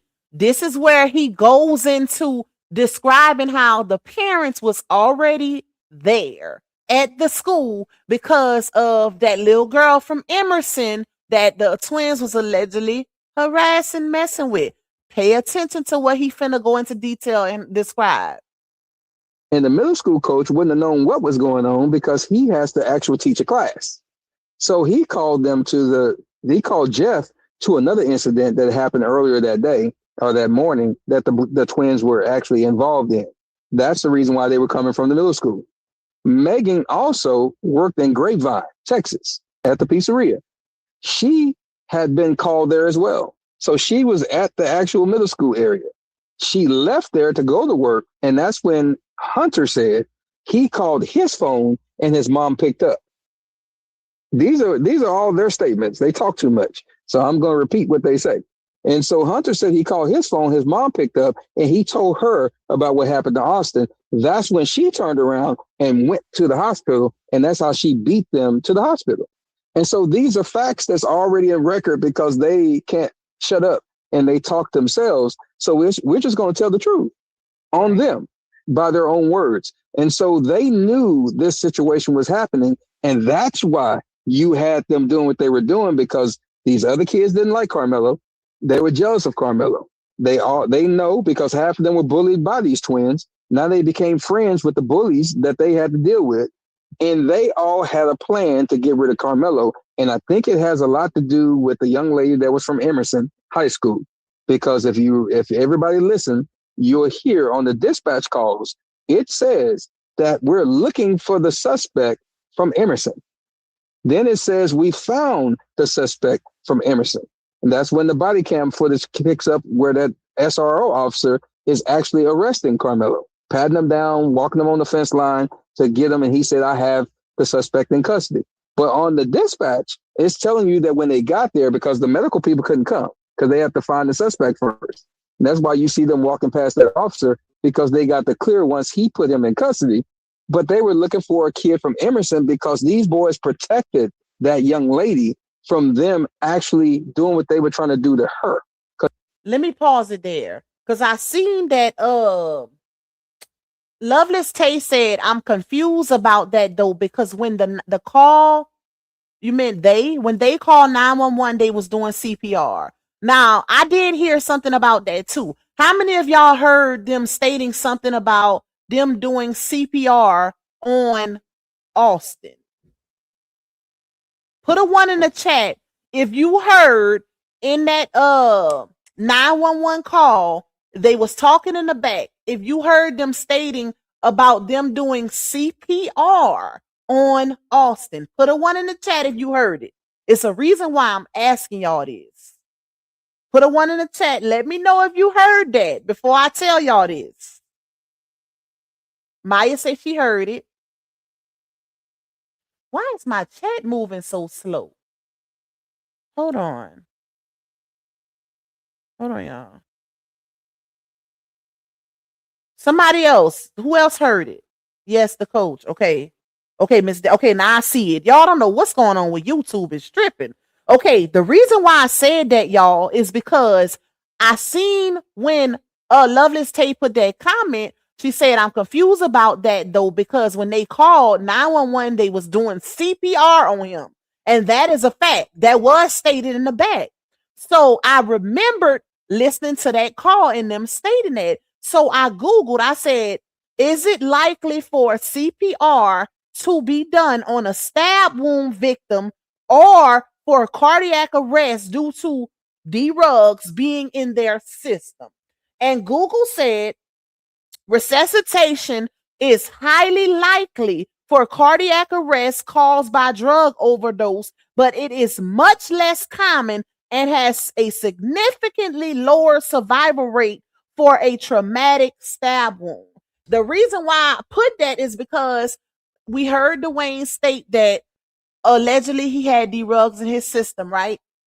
And Dwayne also stated that 911 or the ambulance people, the first responders, they treated him as cardiac arrest. They treat him as a cardiac arrest patient instead of just a random, stab wound person or whatever. And Dwayne also stated that from the size of the tool and the wound and all of that, it didn't seem like it could have caused that much significant damage to where he would have been gone in a couple hours. But he said that he coded at the hospital. He coded at the hospital. So in my opinion, based off of, and we heard this in real time, so this ain't alleged. We heard them stating they was doing CPR on him.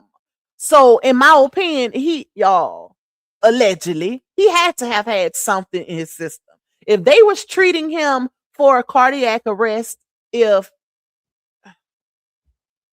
I'm trying to be careful with my words because we ain't got their paperwork yet. We just going off of what they saying, but we did hear them say they was doing CPR, and that's why I was like, hold on, CPR for a stab wound victim? That don't sound right. Like, I never heard of that before. Now, I've heard of people, having to administer resuscitation or CPR if somebody catches a heart attack or something like that, right? So, y'all, this is crazy. That's all I'm going to say. But I think y'all picking up what I'm putting down. But this is crazy. Tyrese said, I heard it from people that was in the courthouse doing commentary on the case. Yep. And in my dream star, I said the ambulance people wasn't rushing to the scene when they were shown on the body cam. They was walking slow. They show us. I seen that with my own eyes because I was like, damn, why they not running? It sounded like they had him like he was good. But also, according to Dwayne, he said that what was testified in court is that he had turned purple as if he was, getting up out of here. But then they gave him some blood and he was fine. Hence why they didn't rush to get him to the hospital. Hence why they wasn't moving with urgency. Most ambulances, they rush. They rolling because you can go at any time. But if it seems as though they got the person stable, they're not going to rush. They're not going to rush. They said he didn't code till he got to the hospital. He had some type of reaction and then coded. So y'all, we got to see that autopsy. I feel like that will tell everything if it's not altered also. Because why are they taking so long to release that? Why isn't that being released? It's too much lack of transparency in this situation. Also, they don't give blood on an ambulance. Blood has to match. I also heard they had a cut on him. They had a cut on him on the side or something. Are you meaning they had to cut him on the side or he had a cut on the side? Miss Bridget say for them to give blood at the hospital, they did not know he had unknown substance in his system. I don't know, y'all. This is crazy. It's too much. It's too much. She was the only one there from Emerson at the time.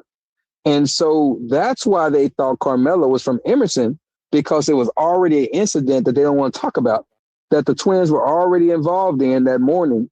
And that's why the mom and the dad was already on scene. That's why Jeff is telling you all these first-hand accounts that they have. And I'll say allegedly, just so we can keep it all kosher. But this is what this is. They were involved from the beginning. They started covering up because Jeff knew the police officers. He probably knew half of the EMS workers. He knew the staff. He knew all those people. Them people scared of that man because he probably sold most of them their house or know the people that did. It's a lot of stuff there, and they love doxing people. We have the photo from Jeff on his own Facebook page where he actually had a barbecue for most of the kids that actually witnessed this thing, and that's why they weren't testifying. And the ones that did all told the company line, except for Jose. When he got up there testifying, he told exactly what Carmelo's situation was. They took a recess, took that boy into the chambers, and when they came out, that boy was scared as oh no what, and he was sitting there not knowing what to say. And he ain't lying either, because it's all coming out now. This interview was done either yesterday or day before, one of the two, but it's all coming. This was done 2 days ago, y'all. And the fact that now Dwayne had already said this, but the fact that the picture is out now, I just showed y'all, Gerald posted the picture where the kids was at that barbecue the month after Austin passed. And those were the ones that were supposed to testify or did. Some of them did. Jose, they showed him being the one sitting on the left at the bottom left of the picture. And he was the one that Dwayne is referencing that was on Carmelo's side. He was a defense witness. They took a recess. When he got back on the stand, he didn't know what to say. He was also the one that Jeff was signaling. Whenever the defense was like asking about the size of the twins compared to Carmelo, and Jose started saying that Austin is way bigger, Jeff started signaling and grunting, making noises. And that's when Jose said, I wouldn't say that. Like he was, y'all, this is crazy, bro. This is crazy. This is what we dealt with in that courtroom. And so at the end of the day, the fight was already fixed. And we just need to call out what it is so we can get these people locked up and we can get Carmelo home. Yep. What did, I don't remember, Dwayne, was it you? Somebody posted something on, I think it was Instagram, and it was a post that allegedly this was a post that Jeff Metcalf posted. And in there, he started talking about the witnesses that they had this barbecue. And I was okay. I'ma stop it there, y'all, because we right at 3 hours, and y'all, I did not want this live to be this long, child, because people don't be wanting to watch it when it's long. So I'm gonna stop it here, but we gonna continue tomorrow. When I might go live again, another like a nightcap later, but it's probably gonna be saga related if I do, because I see Queen Step is live. So it might be later. I might go live later, y'all. We'll see. If not, y'all gonna see me tomorrow for sure. We'll be back live about this situation. I'm gonna see what I can uncover, what other receipts I can get or whatever. And we'll be back right back here tomorrow, Monday, starting fresh, baby. Because we ain't stopping. Okay? We putting that pressure. We standing on big business. Period. And it's a lot of us at that on every platform. Because it was a lot of injustices, deception, a lot of corruption, coercion, manipulation, witness tampering, ineffective counsel, all of that. And we're not going for it, period. But I love y'all. Thank y'all for rocking out with your girl for these 3 long hours. Child, I'm hungry. I'm about to go eat something. Like I said, I might give a nightcap, but if I do, it'll be saga related. If not, it'll be tomorrow. I'll be doing 2 live streams tomorrow. So if I don't do a nightcap tonight, then I'll be doing 2 live streams tomorrow, y'all. But y'all be safe in these streets, because y'all know the coons, the racists, undercover and on the cover, they are out. Okay? Bye, y'all. Y'all know what time it is. The truth teller in the spot. Always bring the facts. Yeah, she make the fake stop. Stop clearing out the noise. Never let the lie rock. Nope. Say it with me loud. Wipe them down, pop. Wipe them down, pop. Wipe them down, pop. Yeah. Wipe them down, pop. It's Lil Park, baby. Wipe them down, pop. Wipe them down, pop. Wipe them down, pop. It's Lil Park, baby. Receipts on deck, she gon' air that out. Lil Park, wipe them down. If it's cap in the chat, she gon' call that out. Lil Park, wipe them down. Came with the proof, better watch it now. Lil Park, wipe them down. If it ain't fast, don't come around. Lil Park, baby. Wipe them down, pop. Wipe them down, pop. Wipe them down, pop. Lil Park, baby. Wipe them down, pop. Wipe them down, pop. Wipe them down, pop. It's Lil Park, baby. She a Louisiana with truth on black. Lil Park, wipe them down. Receipts so strong, but the lies won't last. Lil Park, wipe them down. When she step in the spot, all eyes on her. Lil Park, wipe them down. Expose real quick, make the face to turn. Lil Park, baby. Who got the truth? Lil Park. Who bring the proof? Lil Park. Hands to the left, hands to the right, wipe them down. Club lit up all night, wipe them down. Who got me? She OB. Lil Park, baby. Wipe them down, pop. Wipe them down, pop. Wipe them down, pop. Lil Park, baby. Wipe them down, pop. Wipe them down, pop. Wipe them down, pop. It's Lil Park, baby. Truth don't mean you gon' stand on that. Lil Park, wipe them down. Blocking the trolls, never looking back. Lil Park, wipe them down. Whole crowd move when the name get loud. Lil Park, wipe them down. She the voice of the people and she shut them down. Lil Park, baby. Truth too strong, wipe them down. Pop, pop. Crowds sing along, wipe them down. Pop, pop. From the booth, she a beast, wipe them down. Pop, pop. It's Lil Park, baby. Shut it down, baby.